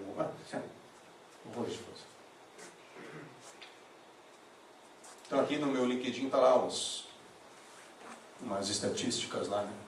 Esse cliente de Campo Bom, ele teve um retorno de 12% do valor investido comigo. 12% não, desculpa, 12 vezes. O valor que investiu em mim no ano trouxe 12 vezes de retorno. Ou seja, o gasto comigo foi o retorno de um mês. A despesa de um mês. De minha parte é isso. Agora eu vou deixar aberto aos comentários, perguntas. Eu ainda tenho uma surpresa. Aqui estão meus contatos. Como eu imaginei que vocês iam estar longe, eu coloquei os QR Code tecnológico. Coisa linda. O QR Code do meu cartão, o QR Code do meu Instagram, o QR Code do meu LinkedIn, e dá lá os contatos. Eu tenho uma proposta. Para os 10 primeiros que forem meus amigos no Instagram, e me chamar no Instagram ali, eu faço o diagnóstico do curso na qualidade sem custo. Sem custo. Os 10 primeiros que mandar mensagem para mim dizer, Ricardo, eu quero fazer o diagnóstico contigo. Tá? 10 primeiras Já empresas, deve ter tá? uns 5 agora. Já deve ter. Terminou. Já foi. Tá? Os demais ali, se eu conseguir encaixar, beleza, mas os 10 ali que me fizer contato, dizendo, Ricardo, eu quero que tu venha na empresa para a gente conversar sobre custo na qualidade, faz um diagnóstico para a gente. A gente vai marcar isso aí, os 10 primeiros eu não cobro nada. De parceria, até porque estou aproveitando o momento para divulgar meu trabalho também. Certo? É isso, gente. Agora está aberto para a gente conversar. O que vocês acham? Alguém quer fazer um comentário, quer fazer uma pergunta? Eu estou filmando, tá? Eu vou botar depois no YouTube, nós também vamos mandar o link para vocês. E de propósito, eu botei a câmera para cá para ninguém aparecer, para não ter que se preocupar com direito de imagem, tá só eu aparecendo e eu me vendo comigo. Tá? Então depois a gente bota no YouTube e tu passa o link para eles também, já fica também com essa palestrinha para vocês poderem assistir e baixar lá. Mas de novo, estou aberto para conversar com vocês aí. Nós podíamos ter combinado umas perguntas para começar, né? Eles estão tudo no Instagram Ninguém agora. pergunta nada. A geração nova aí não conversa. Ricardo, Sim, senhor. ali no The Mic, né? Todo mundo ouviu. Não é o meu Instagram. Perdão. Parabéns aí pela explanação resumida e bem Obrigado. pragmática. Aí, né? Gosto muito dos teus comentários também, das entradas no LinkedIn. Sempre somo bastante para quem está no dia a dia. O DMAIC, ele tem uma característica interessante, né? Que consegue organizar bem a questão da identificação, principalmente dentro de projetos Six Sigma, né? Mas o que eu fico me perguntando um pouco das empresas, de uma maneira geral, né? Uma consultoria bem feita, é a saída do consultor, depois que ele vai embora, né? Ele deixa, obviamente, o conhecimento e aquela mentoria, né? A parte de controle, muitas vezes, fica muita coisa manual, né? Às vezes o cara acaba criando planilhas, né? Até estou bolando um artigo aí que é o Excel-less, né? O pessoal tem, às vezes, um bom ERP, mas ele continua nas planilhas, né? E as planilhas, não que elas não tem nada contra isso, mas você não tem uma certa automação no chão de fábrica, né? Então, aquela criação daquele indicador, os KPIs, né? De uma forma automática, como é que o pessoal costuma trabalhar isso agora em 2024, né? Sendo que a maioria dos ERPs, eles não atingem muitas vezes o chão de fábrica, né? E também a questão do MES e de OE, muitas vezes estão restritos a maquinário, né? Mas às vezes você tem lá 6 ou 7 injetoras e tem um povo lá de umas 30 ou 40 pessoas que no fundo, muitas vezes nem o supervisor sabe qual é a eficiência delas. Como é que você costuma tratar em termos de fazer ela se engajar nessa questão do DMAIC, do controle mais ordinário? Tem alguma tecnologia, um método, alguma coisa mais específica que você costuma indicar ou adotar no chão de fábrica? Obrigado pela pergunta, Regis. Regis, assim, ó, ou a gente trabalha para o sistema, ou o sistema trabalha para a gente. Nós já temos bastante coisa para fazer, para ainda ficar trabalhando com o sistema. Mas tem vezes que não tem como fugir. Às vezes nós precisamos fazer um controle mais operacional, que ele é fundamental para controlar uma variável que eu estou olhando lá na frente. Tá? Então, às vezes eu preciso lá na fábrica ter um controle. Que ele falou, o CEP, por exemplo, é uma maneira de controlar. Posso não colocar o CEP e colocar uma frequência amostral mais ampla, à medida que eu começo a confiar mais no meu processo. Posso fazer. Alguns ERPs têm alguma conexão com fábrica, tem sistemas que fazem a conexão da fábrica com ERP e tudo mais. Tem o próprio sistema aqui da EasyPro aí que faz também esses controles também. Não há uma receita única, que tem certas informações que eu preciso que saem da ERP. E basta eu tirar uma rotina, uma maneira rotineira de tirar um relatório dali, montar meu indicador, um BIzinho, alguma coisa, eu consigo ter o que eu preciso. Às vezes eu tenho que me valer de um sistema que faz essa comunicação e às vezes eu tenho que fazer o controle manual mesmo. Controle, via de regra, a gente gasta dinheiro para fazer o controle. Via de regra, a gente gasta. E, novamente, não existe o custo zero, muito custo na qualidade zero, ou o custo zero. Algumas coisas estão dentro do meu custo lá no custo fixo, está no custo direto, eu vou ter que lidar com isso. A questão é o quanto vale a pena ou não. Encher de controle o teu processo não é negócio, porque tu está controlando coisa que às vezes tu não precisa, e está desfocando a atenção de alguma coisa que tu precisa.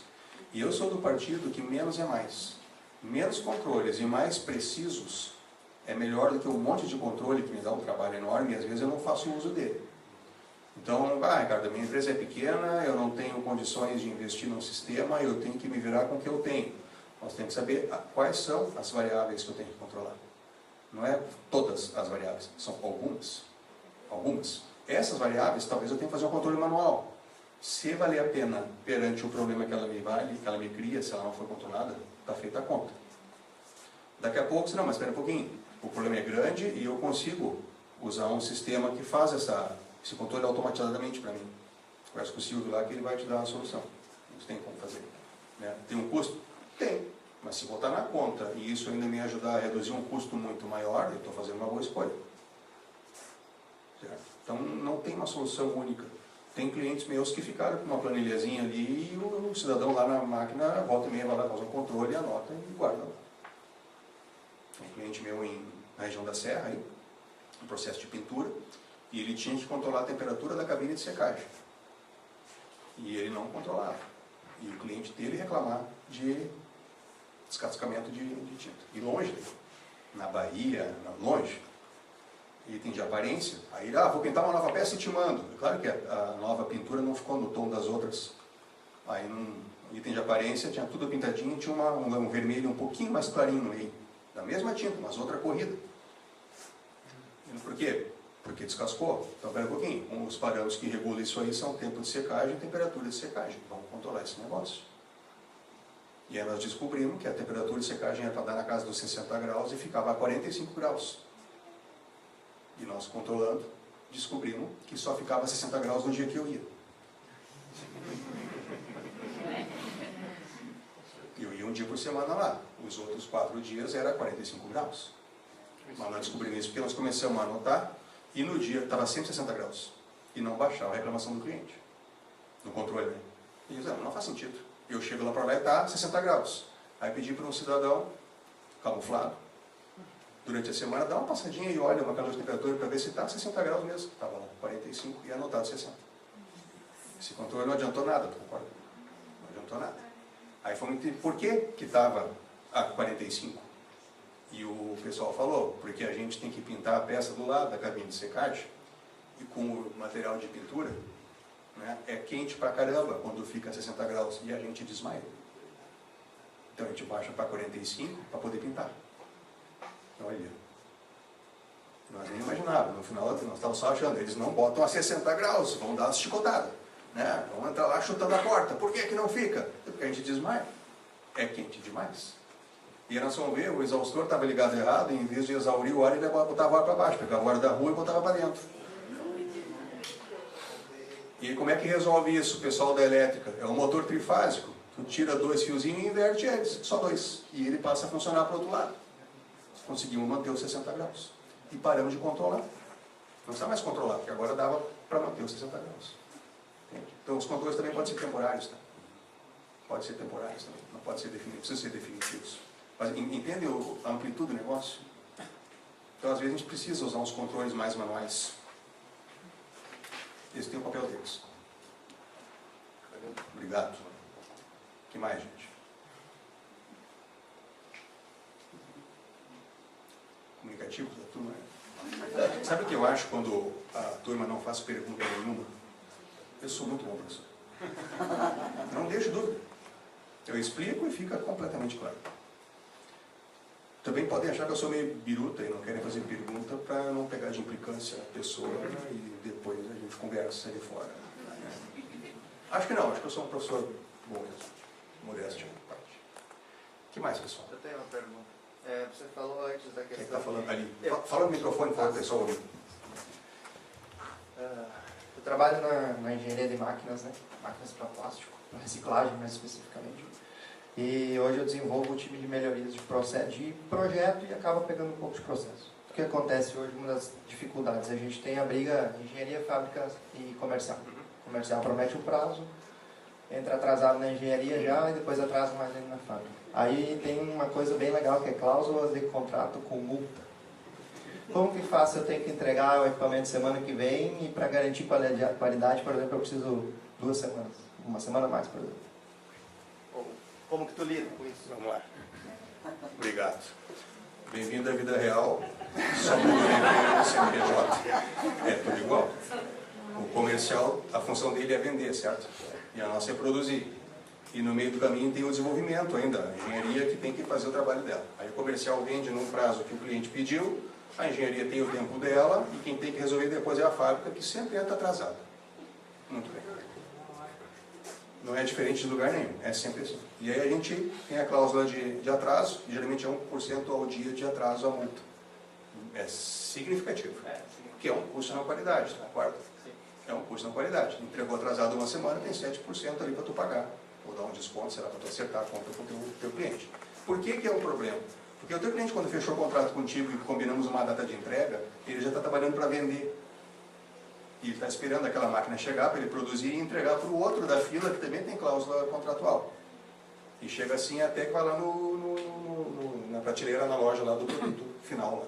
Todo mundo na mesma cadeia. Novamente, não há uma única receita para resolver isso, mas vamos pensar no seguinte. O teu equipamento, eu imagino, até pelo que eu estou vendo do teu letreiro, mais ou menos eu imagino como é que o equipamento. Tem peças ali que são peças que tu já produz e tem peças que tu tem que desenhar ela para compor o conjunto e entregar o teu equipamento. Algumas peças tu consegue fabricar rapidamente, outras têm um prazo maior, que envolve uma terceirização, vai fazer um tratamento térmico, uma pintura, ou vai para o tratamento térmico, volta, retifica e depois vai para o outro, tem 2, 3 operações de terceirização. A gente não consegue encurtar o tempo, mas a gente consegue lidar com ele. Algumas peças tuas, por exemplo, a gente pode pensar no estoque estratégico dela e produzir antecipadamente, independente da venda. Aí você está me dizendo que vão botar peças em estoque. É mais barato, às vezes, ter peça em estoque do que pagar rotineiramente a multa. Então, ou a gente convence o comercial a dar um prazo maior, o que não vai acontecer. O comercial vai aceitar se tu reduzir o prazo, aumentar o prazo, nem vai tentar. Não vai fechar a porta na tua cara. Essa conversa nós não vamos ter. Não vamos ter. Tu tem que vender rápido, produzir rápido, porque aí eu giro mais. Claro, o comercial normalmente é condicionado. Então, quanto mais ele vender, mais ele ganha. Ele não vai aceitar nós entregar mais devagar, porque ele perde o argumento de venda. Né? Pontualidade na entrega é um diferencial competitivo. Prazo de entrega é um diferencial competitivo. Então, não adianta ter essa conversa. Então, nós temos que nos adaptar à situação. Diminuir o tempo de projeto é difícil, porque certamente alguma coisa vai sair errado e nós vamos ter na fábrica que consertar o erro do projeto. Então, eu não mexeria ali. Podemos aumentar a capacidade de projeto, mas é caro. Colocar um projetista a mais e comprar o devido hardware e software, só para botar um projetista a mais é 50 mil reais, entre computador e licença de SolidWorks. Mais um profissional capacitado para executar o projeto e é um custo fixo que entra. Normalmente essa conta não vão te dar. Então nós vamos ter que resolver na fábrica. Na fábrica, ou a gente identifica os gargalos e trabalhamos em função dele, que é o que faz a teoria das restrições, identificarmos tantos gargalos. Gargalo pode ser cheia de restrição à fábrica, mas nem sempre ela vai ser cheia de gargalo. Gargalo é o que tem capacidade inferior à demanda. Então as restrições eu tenho um monte, mas aquelas que me atrapalham a entrega, o gargalo, esse eu tenho que mapear e trabalhar submetido para ele. Ah, esse gargalo produz aquela peça. Talvez eu tenha que ter um estoquezinho fabricando aquela peça com rotina e fazer com que o teu projeto use essa peça no desenho. A gente pode ajustar o projeto do produto ou aprender a projetar de uma maneira mais conveniente. Então, uma das maneiras é eu me antecipar e eu ter o tempo ganho produzido antecipadamente. Chegou na hora, daqui a peça. Aquelas 2 semanas que eu fico esperando ela, já foi. Eu já estou com ela na frente. Tem um estoquezinho pequeno que eu gerencio ele ali. Essa é uma maneira. Outra maneira é nós achar capacidade de fábrica. E nem sempre é comprando máquina nova. Às vezes é mapeando um processo, identificando onde é que nós temos perdas, conceito do Lean. E em contratar, eu consigo fazer diferente aqui, aqui, aqui e mudar isso aqui. Exemplos. Botando Imagina que tu tem uma máquina CNC lá, alguns centro de usinagem, alguma coisa. Não é porque tem um centro de usinagem que a gente não consegue otimizar aquela operação. Às vezes um pouquinho que tu ganha no tempo de setup já é significativo para a gente por conta da rotina dos setups que tu faz, da consistência. Então, quer dizer, tem um monte de oportunidade para nós trabalhar. As mais fáceis nem sempre são as mais caras, tá? Essa que eu falei de escolher as peças mais longas e fazer um estoquezinho regulador dela, não é tão caro quanto parece. Se economiza nessas Isso multas. já existe, na verdade. Oi? Isso já existe. Ok, então nós temos outras coisas para fazer. Está chegando no limite do estoque que tu pode fazer. Segundo ponto, começa a olhar para o teu layout, para ver se o teu fluxo de processo não pode ser otimizado.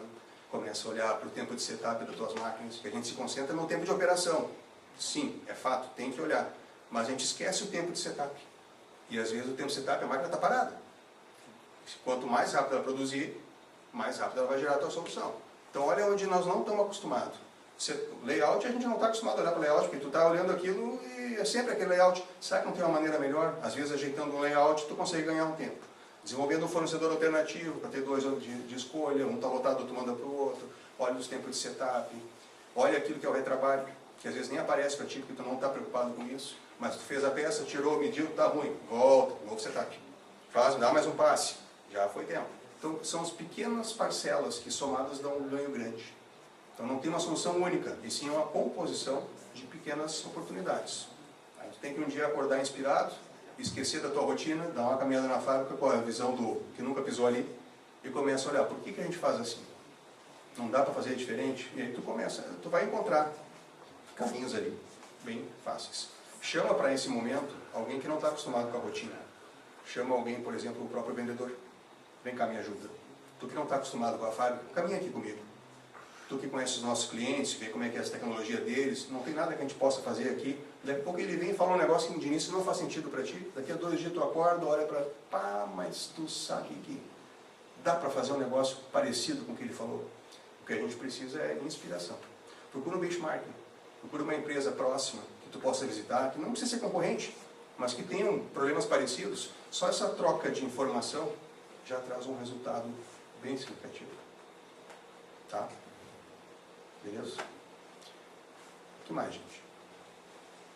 Só para completar essa ideia, o Henry Ford, quando ele idealizou a linha de produção, ele foi inovador demais na ideia de fazer um processo produtivo seriado, porque os carros eram produzidos em bancadas.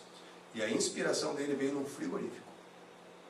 Ele visitou um frigorífico e viu como é que era carneado o boi, como é que o boi era desmontado, operação por operação, cada um fazendo uma parte, cada um com o ferramental apropriado, e mas dava para fazer isso para fabricar o carro. Só que ele não foi lá e montou uma linha de produção do carro, ele começou com uma peça do carro, um magneto. E aí ele foi expandindo o conceito até que chegou onde chegou. E para ter uma ideia, o que o Henry Ford conseguiu? O chassi do carro, do Ford T, ele era fabricado em 12 horas. E no modelo que o Ford desenvolveu, era fabricado em 40 minutos. Tu imagina o que aconteceu com a concorrência quando ele começou a entregar desta maneira o negócio. Só que não foi um dia inspirado que ele acordou, vamos fazer uma linha de produção. Ele achou esse modelo em outro lugar completamente diferente. Só aproveitando o gancho do Henry Ford, Sim, senhor. estava comentando aqui, a gente, todo momento que tu fez a explicação para ele com relação a onde teria que ter ganhos, se voltou para a fábrica. Né? Normalmente é onde é fácil de tu conseguir retornos expressivos. Mas normalmente, dentro do auto, vai no refúgio, vai na quebra, vai na máquina com o ciclo fora do ciclo. Mas eu comento muito onde eu trabalho do custo da não qualidade por informação. Né? Tu tem, vamos pegar o caso da peça que tu falou, o vermelho lá, né? Daqui a pouco o vermelho nem é problema lá na ponta, e tu está refugando ela dentro de casa dizendo, não, essa peça não vai porque está fora do padrão de cor. Mas tu não tem um leque de cor possíveis de ser mandado, né?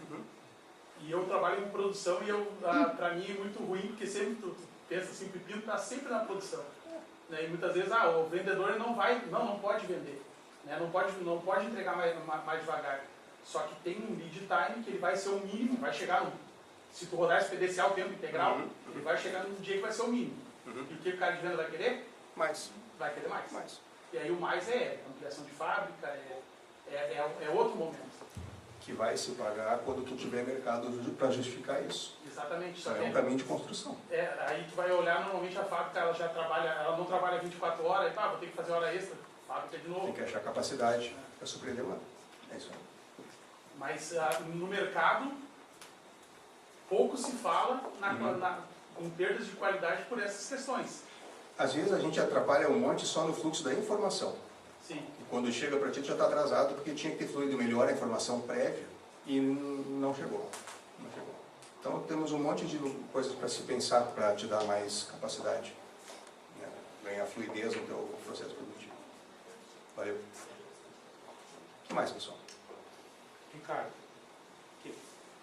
aquela figura que você mostrou ali, onde vive o custo da qualidade, no nível mais operacional, A pirâmide aquela do planejamento estratégico. mais acima, onde ele cresce, né? Aham.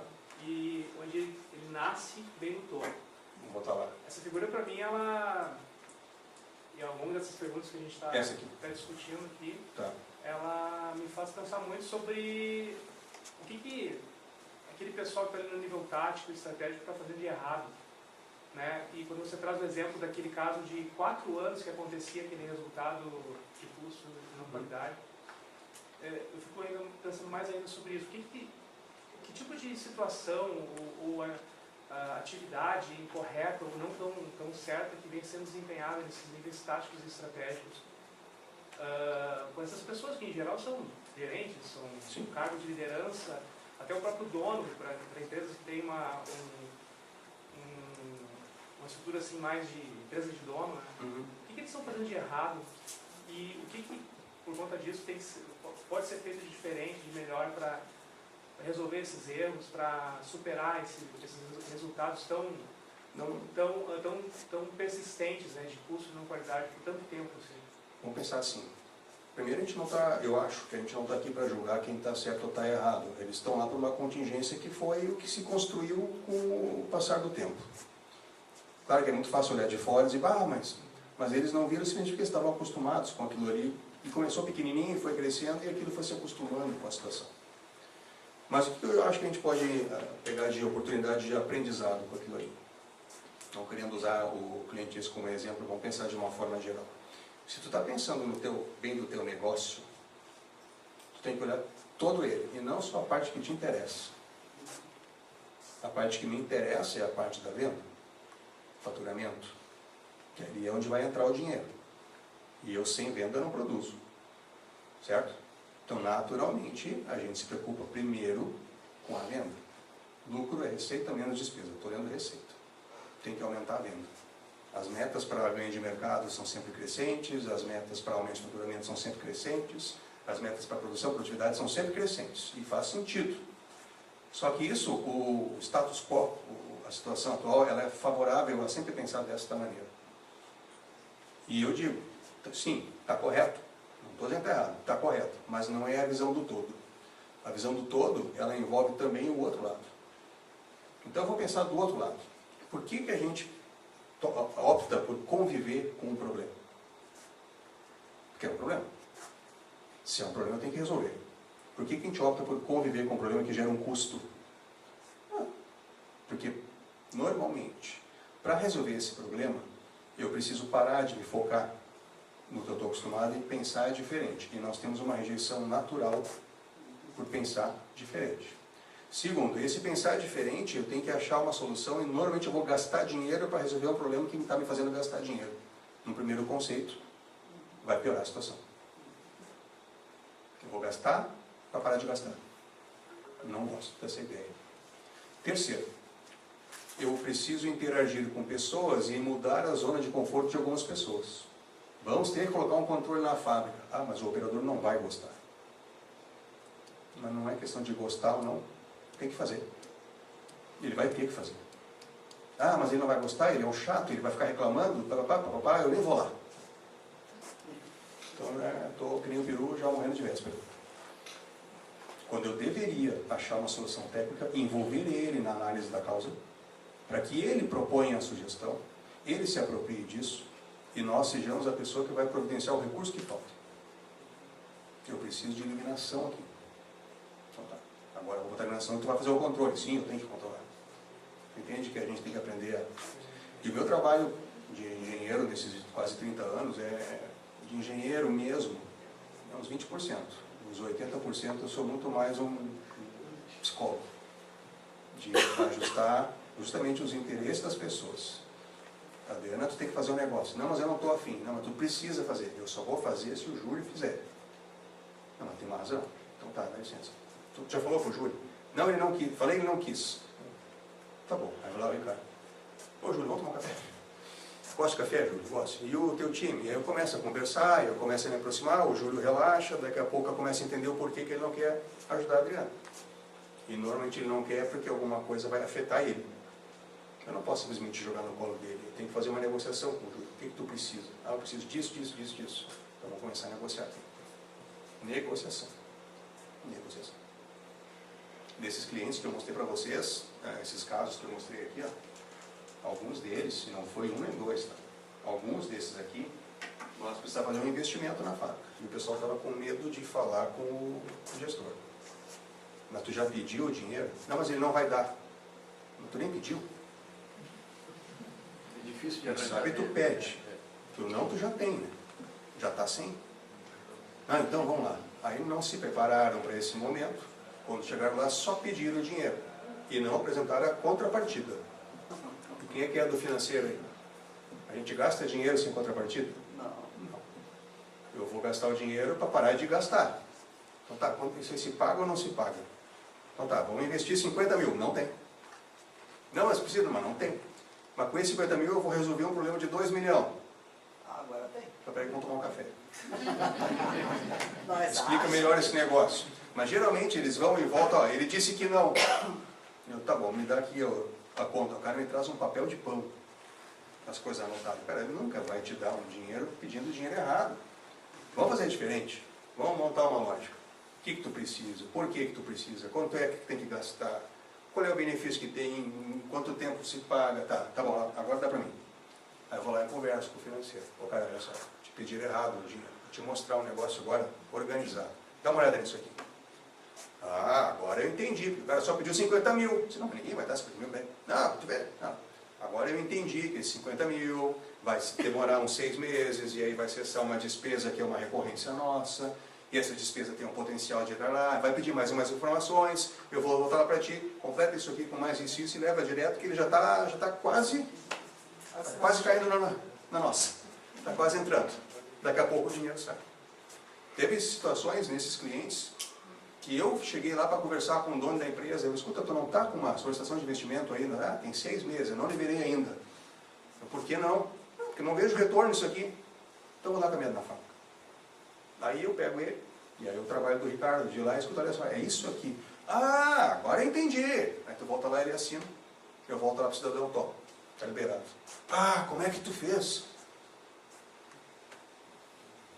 Eu tirei ele da sala dele e convidei para ir para a fábrica. Mas eu tentei isso. E, claro, já tentou tantas vezes que ele já não dá. Tem que saber. Aí chega o Ricardo, que está gastando dinheiro comigo, né? Ele não quer que eu vá embora logo, para parar de gastar comigo. O que tu precisa? Cara, eu preciso que me dê atenção, eu quero te mostrar um negócio. Eu não sou interessado naquilo, eu sou interessado em resolver o problema. Não é para puxar a brasa para o meu lado.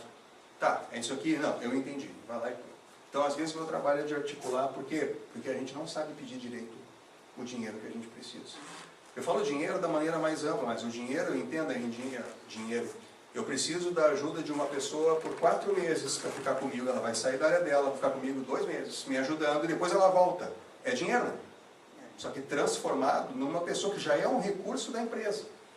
Não vamos contratar uma pessoa, é só 2 meses que eu preciso de ajuda. Ele vai trabalhar comigo em meio turno.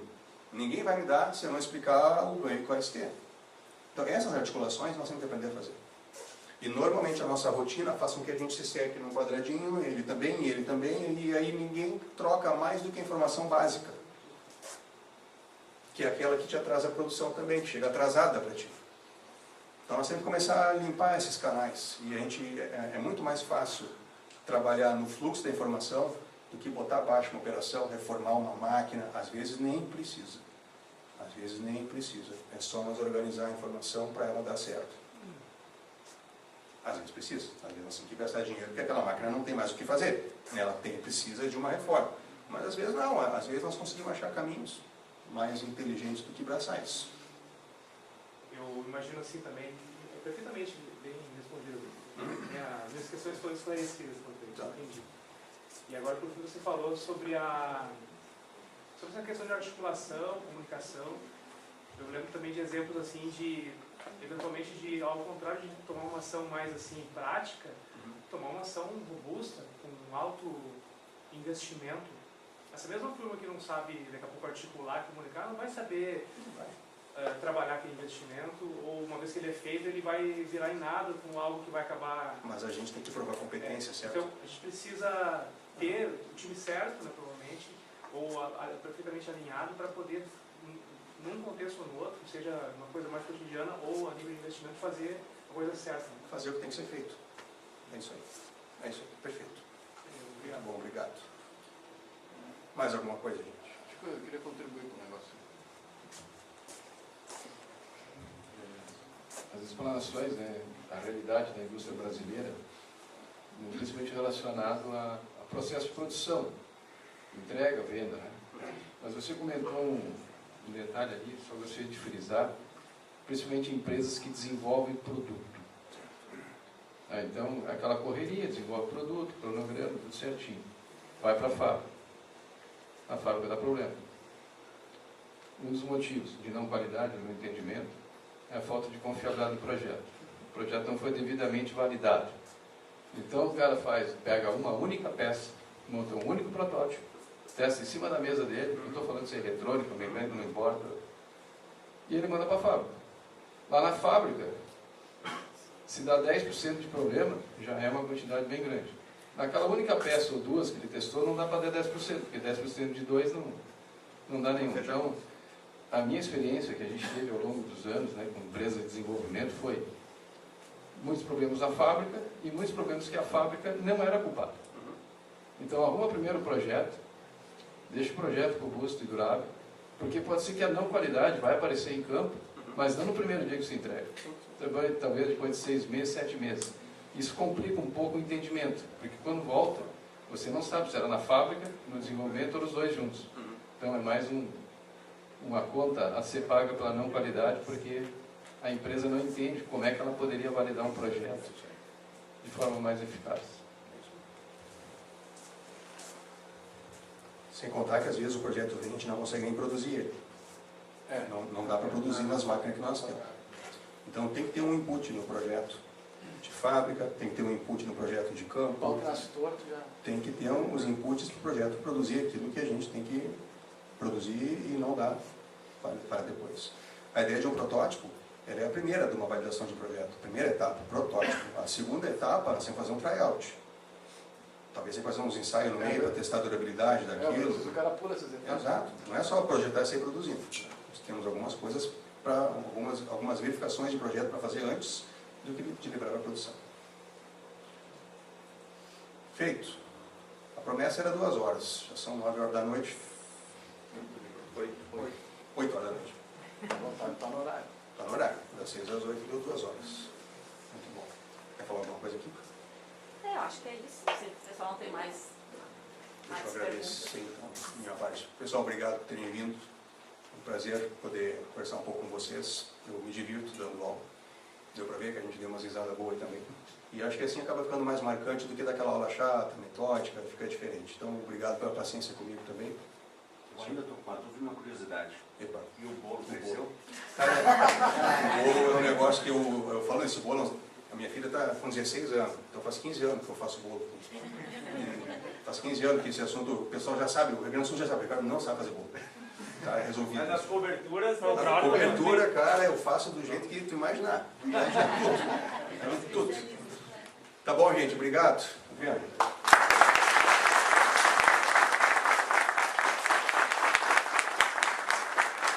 Pessoal, agradecemos então. Eu vou estar encaminhando para o WhatsApp de vocês depois da apresentação, os links do YouTube também que a gente vai colocar.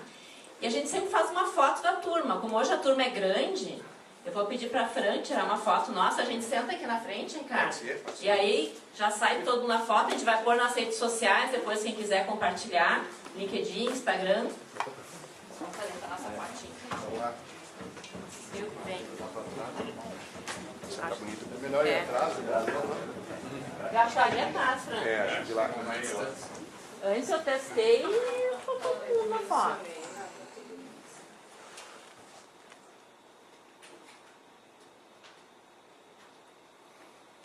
Não, mas ninguém tá sorrindo. Tô tentando, mas é o máximo que dá isso. Olha a qualidade dessa foto.